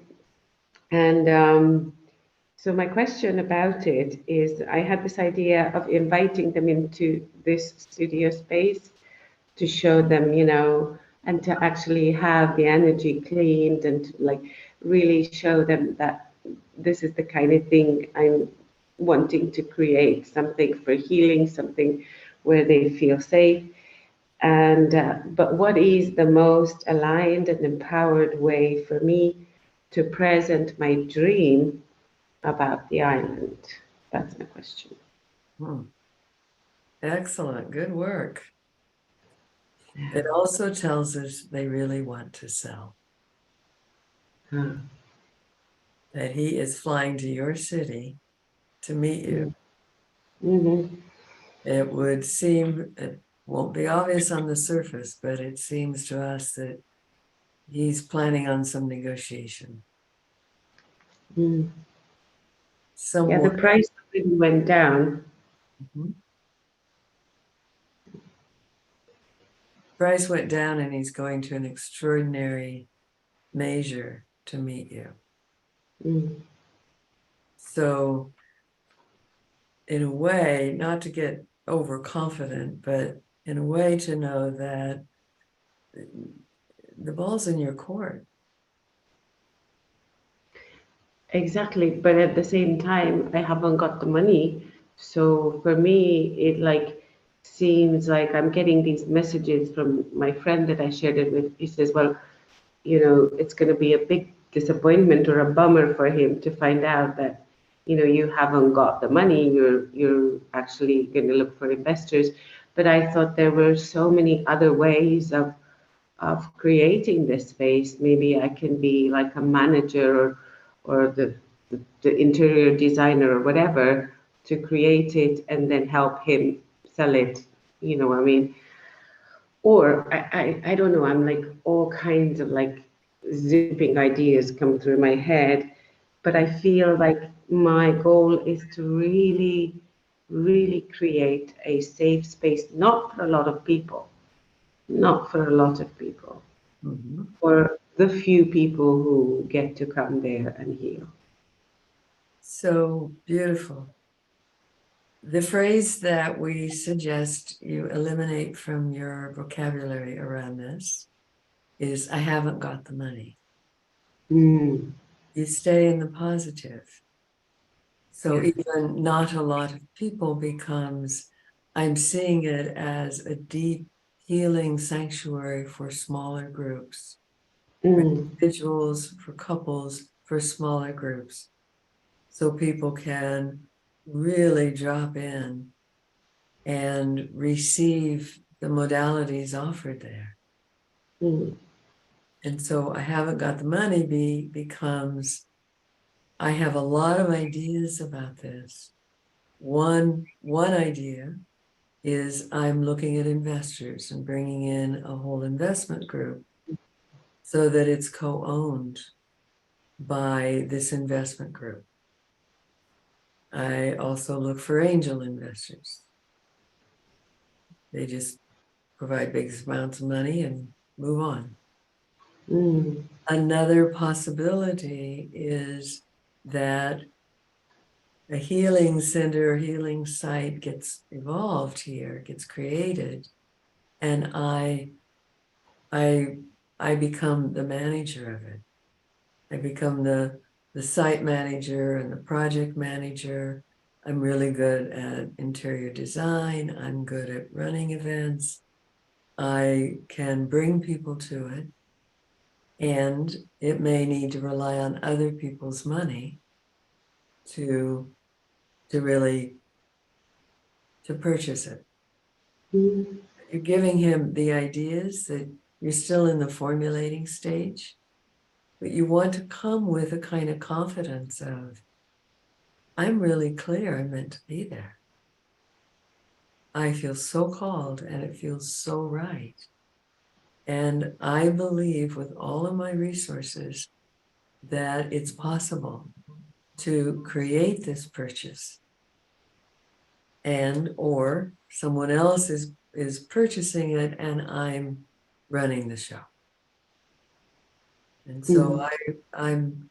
I'm glad you came because I want to dream with you what's possible. Wow, that feels really powerful. Mhm. Yeah. Because Kind of- that's exactly how I feel. I feel like, so responsible in my heart. I feel so called to that piece of earth, Mhm. to that piece of land. Right. Yeah. You know the owner's name? Not yet. They haven't shared it with me. Mm. We have a sense that for you to, first of all, really get grounded, great time to do the Bija mantras and really get in, totally grounded. And for you to share it in a way that you're, in a way, enrolling him. Mhm. So, because that's what's going to make his trip worthwhile. I met a visionary. She's not the wealthy person I thought might buy it tomorrow. And she seems like she could possibly create a coalition to purchase it. Mhm. So he Mhm. feels that he's met someone really special with a dream for his island, which he's not going to let go of.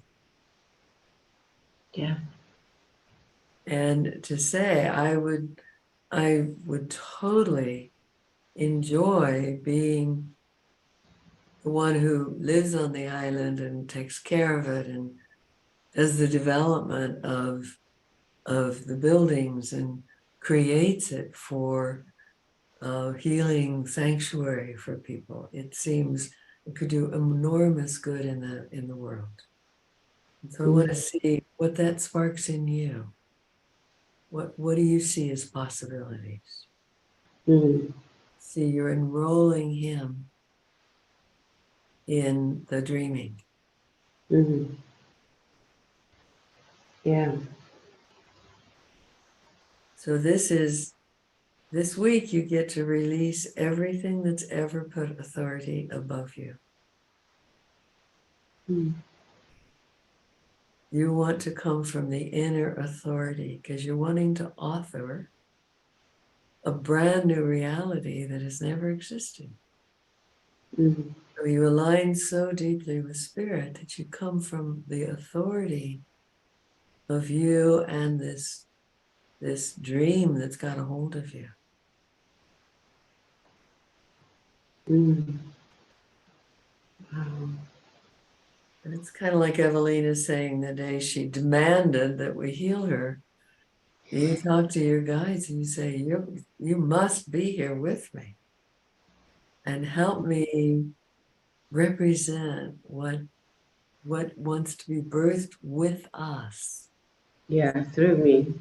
Yeah. With us, through me, help me represent it in a way that enrolls this man in being a part. Yeah.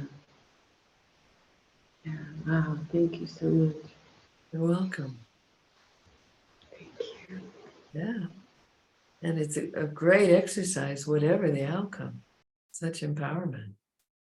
Yeah, beautiful. So do let us know and we can all hold light during that time. I have a possibility to add to some of the things that you can offer. Yes. So there is a concept called seller financing, and it would be a blended approach with the investors. And I am thinking of the lawyer that you met and, you know, all of your resources could combine to also offer seller financing, which can be a risk, and not all sellers are going to be a yes, but some of them feel like at least I'm getting payments, and I know that if this doesn't work, I'll get the property at the end and I'll have received the payments. And, you know, like in the case of bankruptcy or something, like in worst case scenario, you would be able to retain the deed to the property, and you would still collect the payments, but then as the seller financier, as the seller financier, you would then also, there's not really a risk to you, Still have for property. Mhm. offering seller financing, right? Gosh, this is way above me, Monica. Yeah. Um, It also comes with higher risk and some is there things. anywhere where I could look this up? What it means? Yeah. You can call me anytime. Okay. Thank you. I will chat with you Saturday if you have been. That'd be great. Anytime. She's a real estate woman. So, Wow. yeah. Right. Thank you. Oh my gosh. Could I say something to you? Yes. It's just I have had a really, excuse me, a really strong sense that this person, the house owner, that a lot of his coming is to do with a sense of understanding that this is a very special place, the island and the house, and that it's the kind of place that's going to take like the right person. There's something about that he's knowing that's pulling him in as well. So it's kind of like, it's not just, yeah, I'm going to sell my house, but yeah, that's part of it. But there's this feeling in it of that. He knows that, and you know that. You both know that. Yeah. Beautiful. It's kind of exciting. Thank you. Wow. Beautiful. Marina, there are also energetic alignments that can be done before ever meeting with someone to harmonize and synergize the connection. And I started doing those in the early days of my practice, which was 40 years ago, before anyone arrived at my doorstep for a session. I would pre-energize that connection. So I'd be happy to forward that over to you on the Mighty Network and help you with that. It's just absolutely amazing. Wow, I'm so grateful for all of you. Oh my God. Thank you. Thank you. Wow. Please keep posted. I'd love to see it too. This is sounds like it might have some similarities to what you were just saying.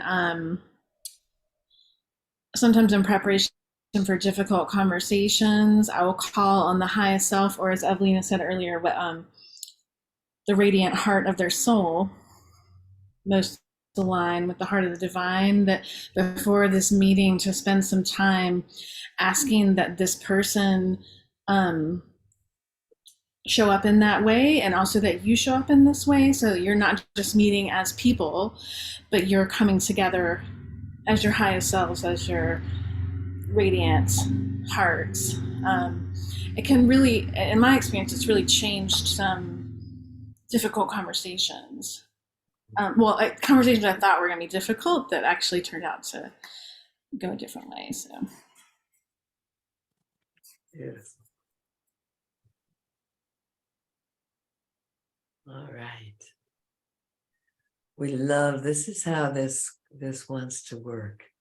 We are all supporting each other. There's so much wisdom here.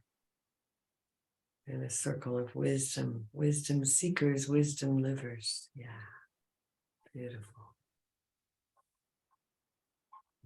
Thank you. So, Marina, for you to do a phone call, does it need to be WhatsApp, or can you do it on? Yeah, WhatsApp or Zoom. I can't do phone numbers other than WhatsApp. So if you'll put your WhatsApp moniker, and you too, Karen, that would be helpful. Put it in the chat. I don't have WhatsApp. Oh, can you do phone calls to the US? Yes. I have WhatsApp, Oh, and perfect. I can't put it in the chat right now, but I can put it on Mighty Networks. Would that work better? It's Yeah, the same as my phone number. yeah.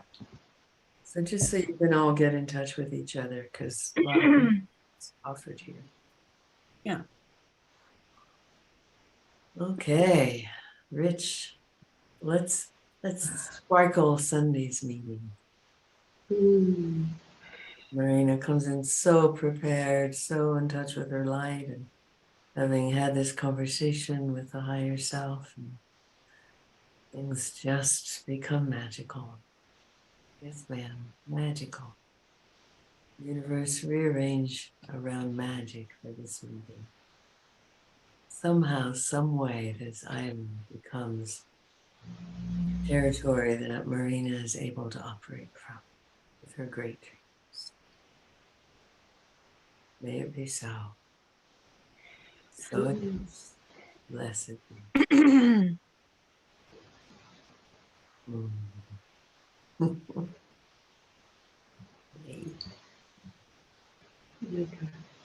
I have a question. Yes, Karen.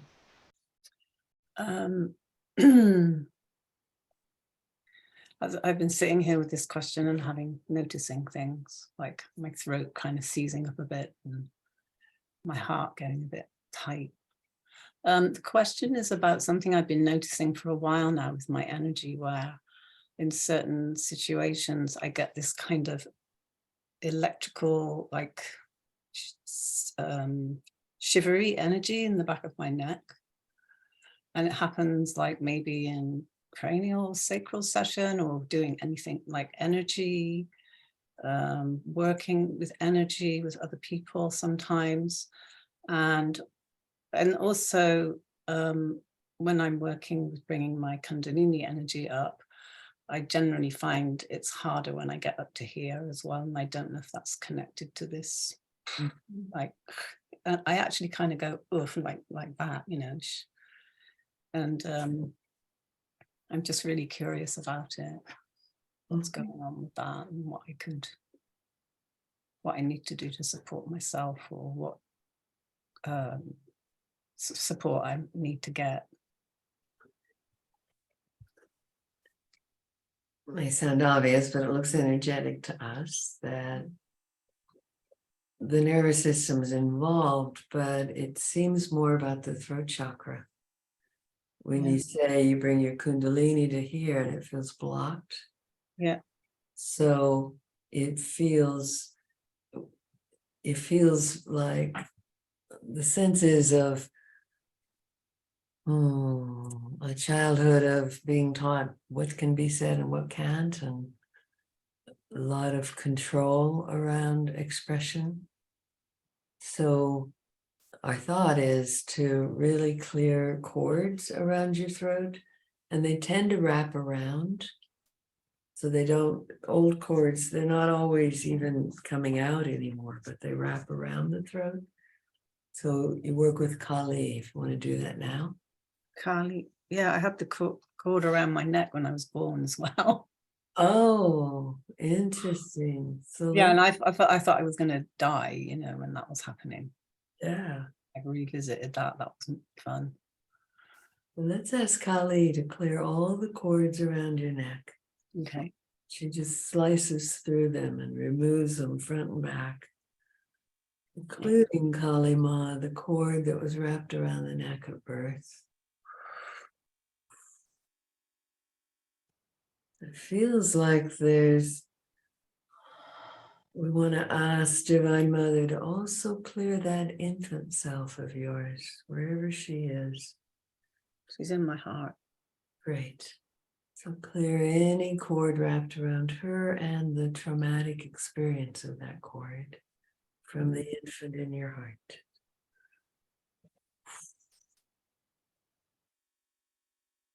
Giving your throat permission for full expression, full creativity.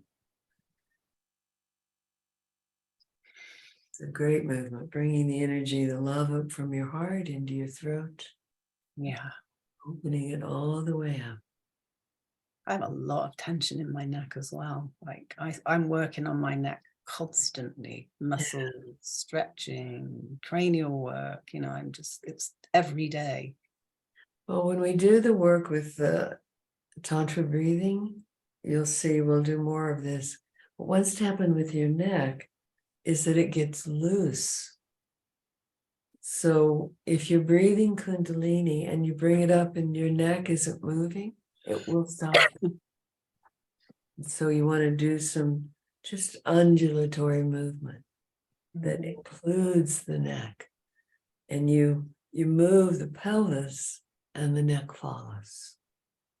So getting your neck just to really loose movements, not a stretch of overstretching, but looseness, and play with it. Put on dance music and see how much you can get movement in your neck. But the movement in the neck, it comes from here. And so the movement in the neck is from this being, so your knees are soft and your body is moving like this.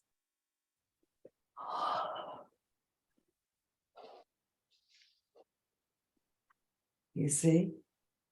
So when the pelvis moves, then the neck can just be a moving thing on top of that column, the chakra column. Yeah. You want to get a lot of looseness in your neck, a lot of fluidity in your neck. Yeah, when I'm dancing, that's the only time when that undulation can happen just naturally. Mm-hmm. It'll sometimes just happen in that environment. Yeah. When I'm doing the Kundalini, I'm not really moving, I'm not standing up. It's usually, I don't know, when I'm self-pleasuring or something. Mm-hmm. And then I'm just moving the energy up. But I'm not, that doesn't happen then. So if I had, what you're saying then is standing up is maybe better as well. It's a good way to bring fluidity into your neck. Yeah, I can see that there's more. And even when you're self-pleasuring, you want your neck to be loose. And so it's,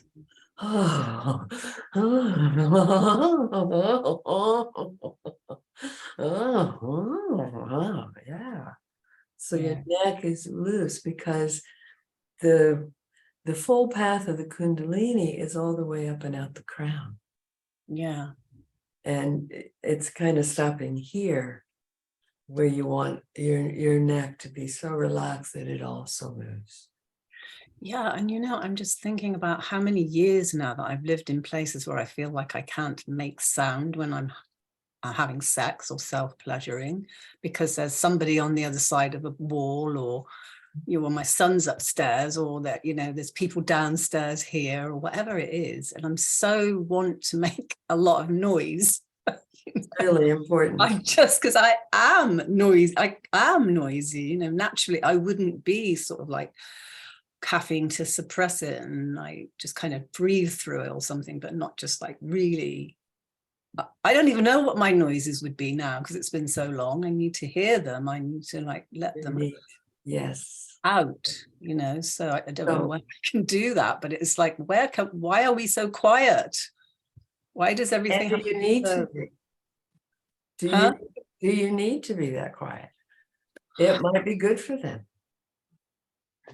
I don't know. I mean, it's kind of like, when you're in the throes of sexual pleasure, you don't really know how loud you're being a lot of the time. Anyway, sometimes I think perhaps they can hear me anyway, but it's kind of weird because I don't really know them. They live downstairs. We have a story of a Tantra teacher who every Sunday morning practiced fire breath. Alone or with someone, fire breath, very loud. Very loud.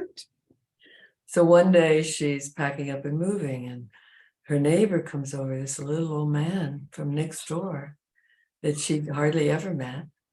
And he sees the moving truck and he says, "You're not moving, are you?" And she says, "Yeah, I'm going to I'll miss my Sunday mornings." So you never know. Sometimes I think there's this 25-year-old guy downstairs, like in his bedroom down there. And sometimes I think he must be down there thinking, she has more sex than I do. Right. Good. Then it motivates him. He must think I'm sex mad up here or something, But I don't really know. Sounding is really valuable, and that's what moves the energy up through the. Yeah. So even if it's,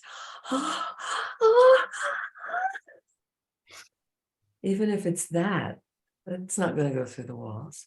I tend to put it into breathing, and then I found I can almost hyperventilate. It'll And feel. one day I actually did hyperventilate and had to lay on the floor. And I thought I was going to pass out, and I felt really dizzy. So that was like, oh, I can't really go that far, but Right. it's instead of sound in a way, Yeah. or it could be different. The breathing would be different with sound. It Yeah. can be different with sound, and ecstatic states are pretty lightheaded states. Yeah. And you learn to, if you're hyperventilating too much, to just take a long, full breath. Yeah, I can do that. That day I really had to lay on the floor. I thought I really was I went a bit too far. And if the Kundalini gets moving too fast, wash through with cobalt blue, kind of this color. Wash through Going with down. cobalt blue. That'll Yeah. calm it. Yeah. Oh, that's kind of a relief to just talk about wanting to make a bloody noise, you know. Yeah. Really, like, really let it all go, you know. It's like, whoa, so hard keeping it all in all the time. Evelina finds her houses by how much she can make noises. Oh, that's what I'm looking for one now, and I want one where I can just scream my head off if I want to. Absolutely. Yeah. It's both so her clients can make any sound, but also because Tantra's noisy. It is. Noisy. Yeah. Pleasure is noisy. Pleasure's noisy. Yeah. Come on. Yes. That's a good intention to have for the next place I get. Excellent. Yeah. Thank you. I didn't even know I needed that. We're keeping it all inside. That's right. And then it comes out here. Yeah. Yes. So if anyone complains, you say, I have to do it for my neck. If I don't, my neck gets very tight and sore. So I hope you can tolerate it, and I'll try to make my sounds more when you're not home, but I love my sounds. Okay. And people don't say anything until you're moving, and they're going to miss their Sunday morning. Oh, that's funny. What a great story. Yeah. Thank you. You're welcome. Thank you. Who else?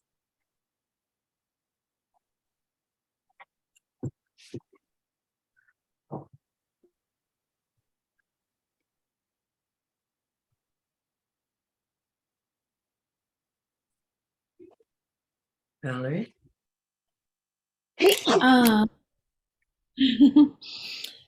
So it might take me just a minute to kind of hone in on my specific question, but the area that was coming up for me, I talked a little bit about, I think the first time with the council, is around health and autoimmune issues, which I've really dealt with in some shape or form my whole adult life, from young 20s. And I have a lot of awareness of connections to traumas in this life, and how, autoimmune is your body fighting itself. And I mean, that has shown up in like just the laundry list of things for me that I kind of come in and out of based on other things that are happening. And I feel like I'm doing some good shifting around that now with a lot of the things that I'm doing internally. I feel like the scalar waves are going to help that clustering together. I really can visualize them going where they need to go. And so my question is, are there, for the council is, are there any things that you see that could be helpful as practices, mantras, or do you see any connections to ancestral or ancestral or early life kinds of things, maybe that aren't in my conscious mind, you know, like my conscious thinking mind that's read all these books and done all these studies, like has all these ideas about things. But despite that, like I'm still having these experiences and despite doing the things, you know, so I feel like there's other things, and the permissions have helped too. I've been giving myself like permission to be healthy, to not have a laundry list of symptoms. Good. So when we tune in to what your soul's purpose is for this, it seems to be about you developing mastery of your body. That you, in a way, you don't take what you were given. You up-level what you were given. And you, whenever a symptom starts that might go, no, we're not doing that now. We're not doing that. What we're doing instead, you know how with a child, if you tell them, no, don't play with that, you get a tantrum or you get it crying, but you redirect them. And so it's kind of like you've got old child-created approaches to life that you're redirecting to the ways you want to relate to your body. We feel that the trauma work is really valuable, and the changing jobs for those young parts is really helpful, that work. And yet, when you began speaking about this, the first thing that came to us was a past life or a different life, since there's no past or future, but a life that we feel you have a bleed through from. That is the life, your soul in that life is a woman who's come to hate her body. Who's come to think that her woman's body is what has created the abuse and misuse, that all of her ills are due to having a woman's body. And she really came to hate her body. In another era, it might be someone who would choose gender fluidity and go, okay, well then I'm not a woman, I can be the man I want to be. But in that era, it looks like Yugoslavia, what is now Yugoslavia, 200 or 300 years ago. In that era, she was trapped. And in a really attractive body, but she did everything she could to cover it up and hide it, and in a way wanted to destroy her feminine body. Are a lot of the autoimmune, are they related to feminine? Some of them are, and one of them does specifically show up vaginally. So, I mean, that. Yeah. Most of the Yeah, people so that have autoimmune diseases, 80% women. Right. Yeah.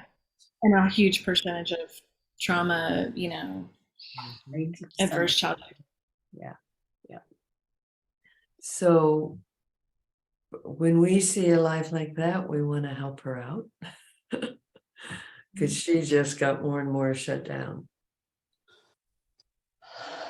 We don't think she took her life, but in a sense she did. She gave it over to disease. Then she hated her body even more. But the disease made her less attractive. She got less attention, and it felt the sicker she got, the less there was the pressure of everyone else on her. And so she retreated into disease. So, Great Mother Goddess, we ask for divine intervention here for that aspect of Valerie's soul. If you wish this, you can ask your permission. Do you want this, Valerie? Yes. Yes, I receive gratitude. Okay. We ask for divine intervention on this other aspect of Valerie's soul. She seems very lost in her self-hatred and self-doubt. And we ask that the Mother Goddesses locate her in the Bardos and help her realize that she can let go of that body now. She doesn't need to have it at all anymore. I'm not sure she even knew that she had passed. So helping her know that she can be free of that body and that she can be lifted up into the light. That little, very small cherub angels that she can see. And she's kind of like, what? So allowing these cherub angels to assist her in recognizing that help has come and that she can release even having to have a body. And we have located her grandmother from that lifetime who died when she was 2 or 3. 3. And she's coming to assist her to go to the light. To let her know there's love here for you. And the women of your family want you to come to the light. You can leave that old body behind. It's okay. Because you have a light body. You can come in that light body, your energy body. She seems very curious. We ask Archangel Metatron to create a path into the light, a column of light into the light for these two to move into the light, releasing the heaviness and the hatred of that lifetime behind.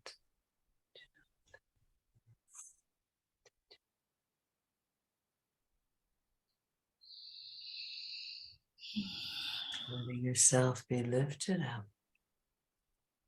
And we feel that there's a little of her energy in your body, so we also want to clear her out of your body. Almost like she hated her so much, she tried to get in yours. We want her to let go of your body and her body. And let the angels clear her from your body and from your immune system, from your endocrine systems. Letting all of her leave, move into the light.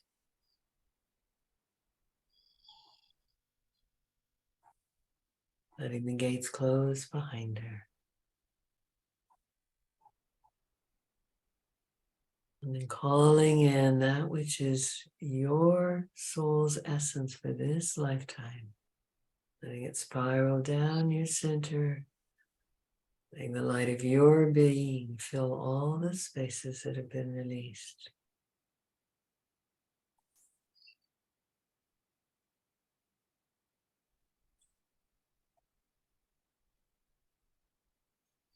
And how does that feel?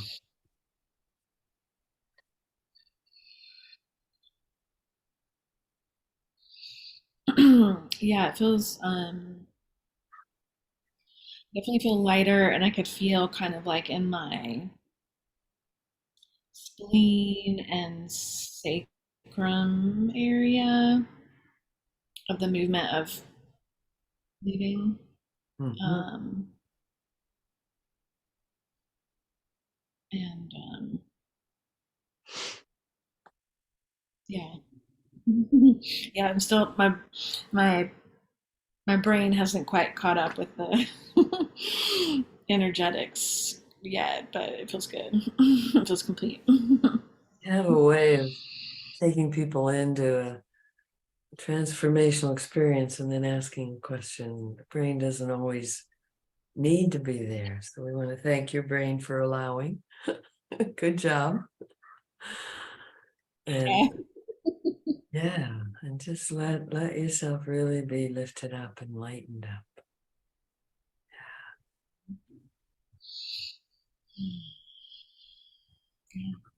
Thank you. And the word from your soul is sovereignty. That you become sovereign in your body. Mm-hmm. Yeah. You require the body to meet you in high functionality. Mm-hmm. It's pretty amazing what's possible when you really declare sovereignty. Mm-hmm.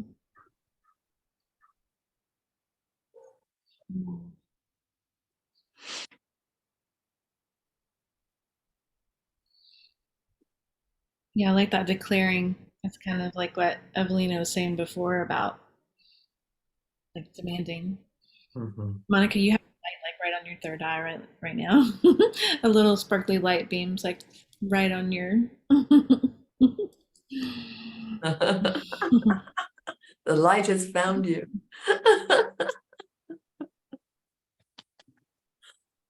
Beautiful. Thank you.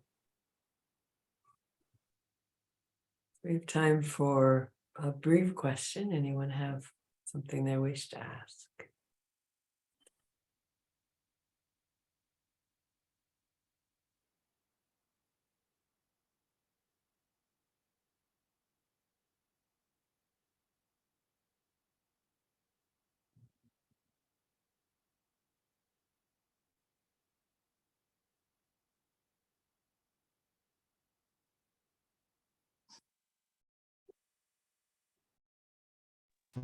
I feel that I've taken up so much of today's time. I don't want to like take it from somebody else who has another question.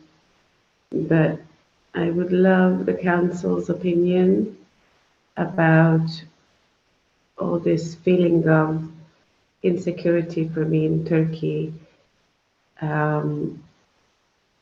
like this feeling of dread of being deported. And I was dreading not getting the residency permit. All around me, the foreigners are getting kicked out.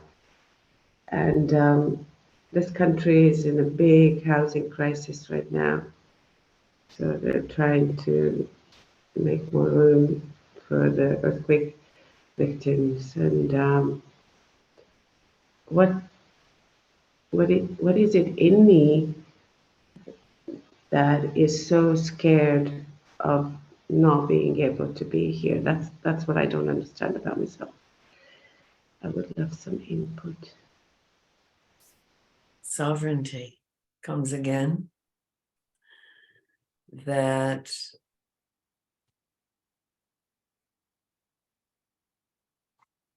if it feels right for you to be there, if you know I'm planted here for a reason, Spirit wants me here, then you sink your roots and you declare sovereignty. I am sovereign over my living situation.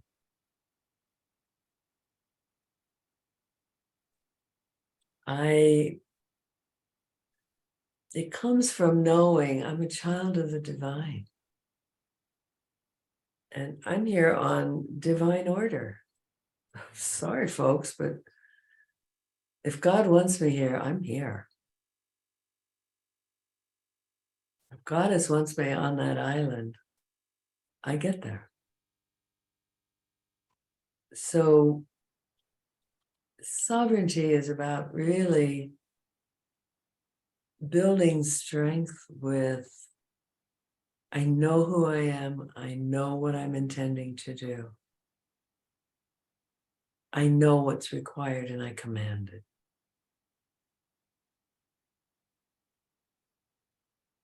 It's holding fast in a way.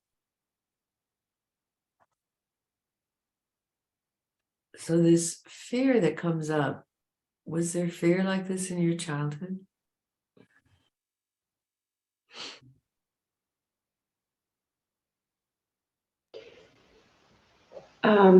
Well, when I was 15, we left Hungary as political refugees to resettled in the US. And then everybody else around me got US political asylum, but they didn't give it for some reason. I didn't get it. And when I came back to Hungary 2 years later, I basically overstayed my visa in the US. And then afterwards, it was very difficult for me to go visit the United States, even though my father lived there, my brother lived there, my husband's family were all there. They didn't want to give me a visa. It was very difficult for me to get a green card, even though I was married to an American for 20 years. So there's this like continuous steps. My mother came from Russia. She was an immigrant in Hungary. You know, it's all around me and in me, where I, you know, I feel like that's why I don't even believe in countries anymore. I want to be home anywhere. I want to just be. And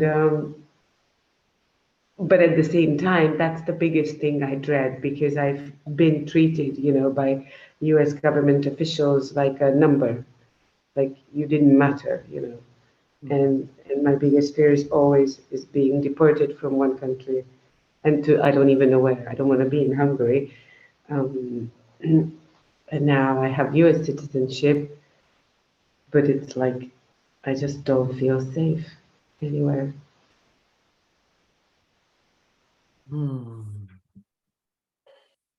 So the message that has come down from your family is one of not being legitimate.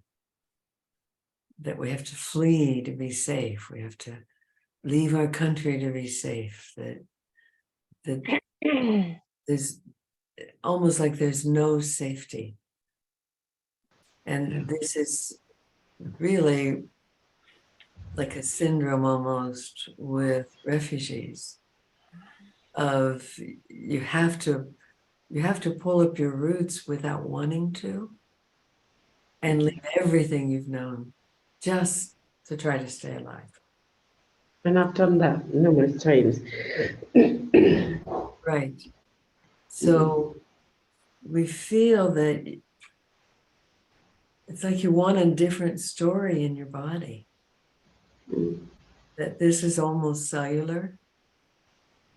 If we had time with you, we'd probably work on clearing ancestral DNA and also clearing this illegitimacy about place from you and your ancestors. It feels like there could be a session that would go pretty deep around this, because it's not just a surface thing. Yeah, because that's what I feel is like every time I feel like, well, I can relax now, I can relax now. And then it just like hits me out of nowhere. Notice your story is as if it's true of your whole life. The story is every time I relax, it hits me.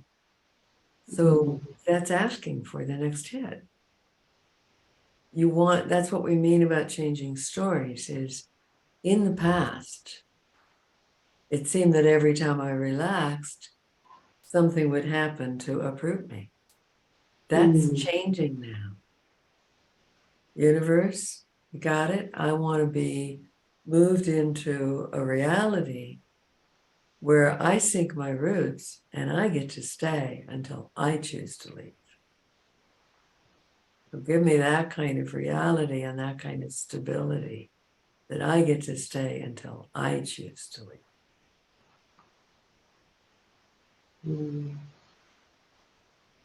And guide me in interacting with whatever authorities there are from that sovereign place where I belong. Because it's really about creating a deep sense of belonging. Wherever you walk or wherever you swim in the sea, just swim into belonging, really court that sense of, I belong here on earth. I get to choose my location, and spirit keeps it available to me as long as I choose. Rewriting those programs. That's about as far as we can go with it today, but it's really worth working toward clearing that heritage out of your body. Because you speak of it, it feels real, but it has to become past. To become not real to you. And having a grounded home that you stay in as long as you want has to become real.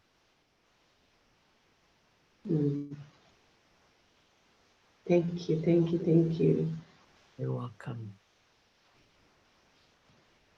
So, dear ones, thank you so much. Very productive day. Thank you. We feel how you offer your hearts and your spiritual support whenever we're working with anyone.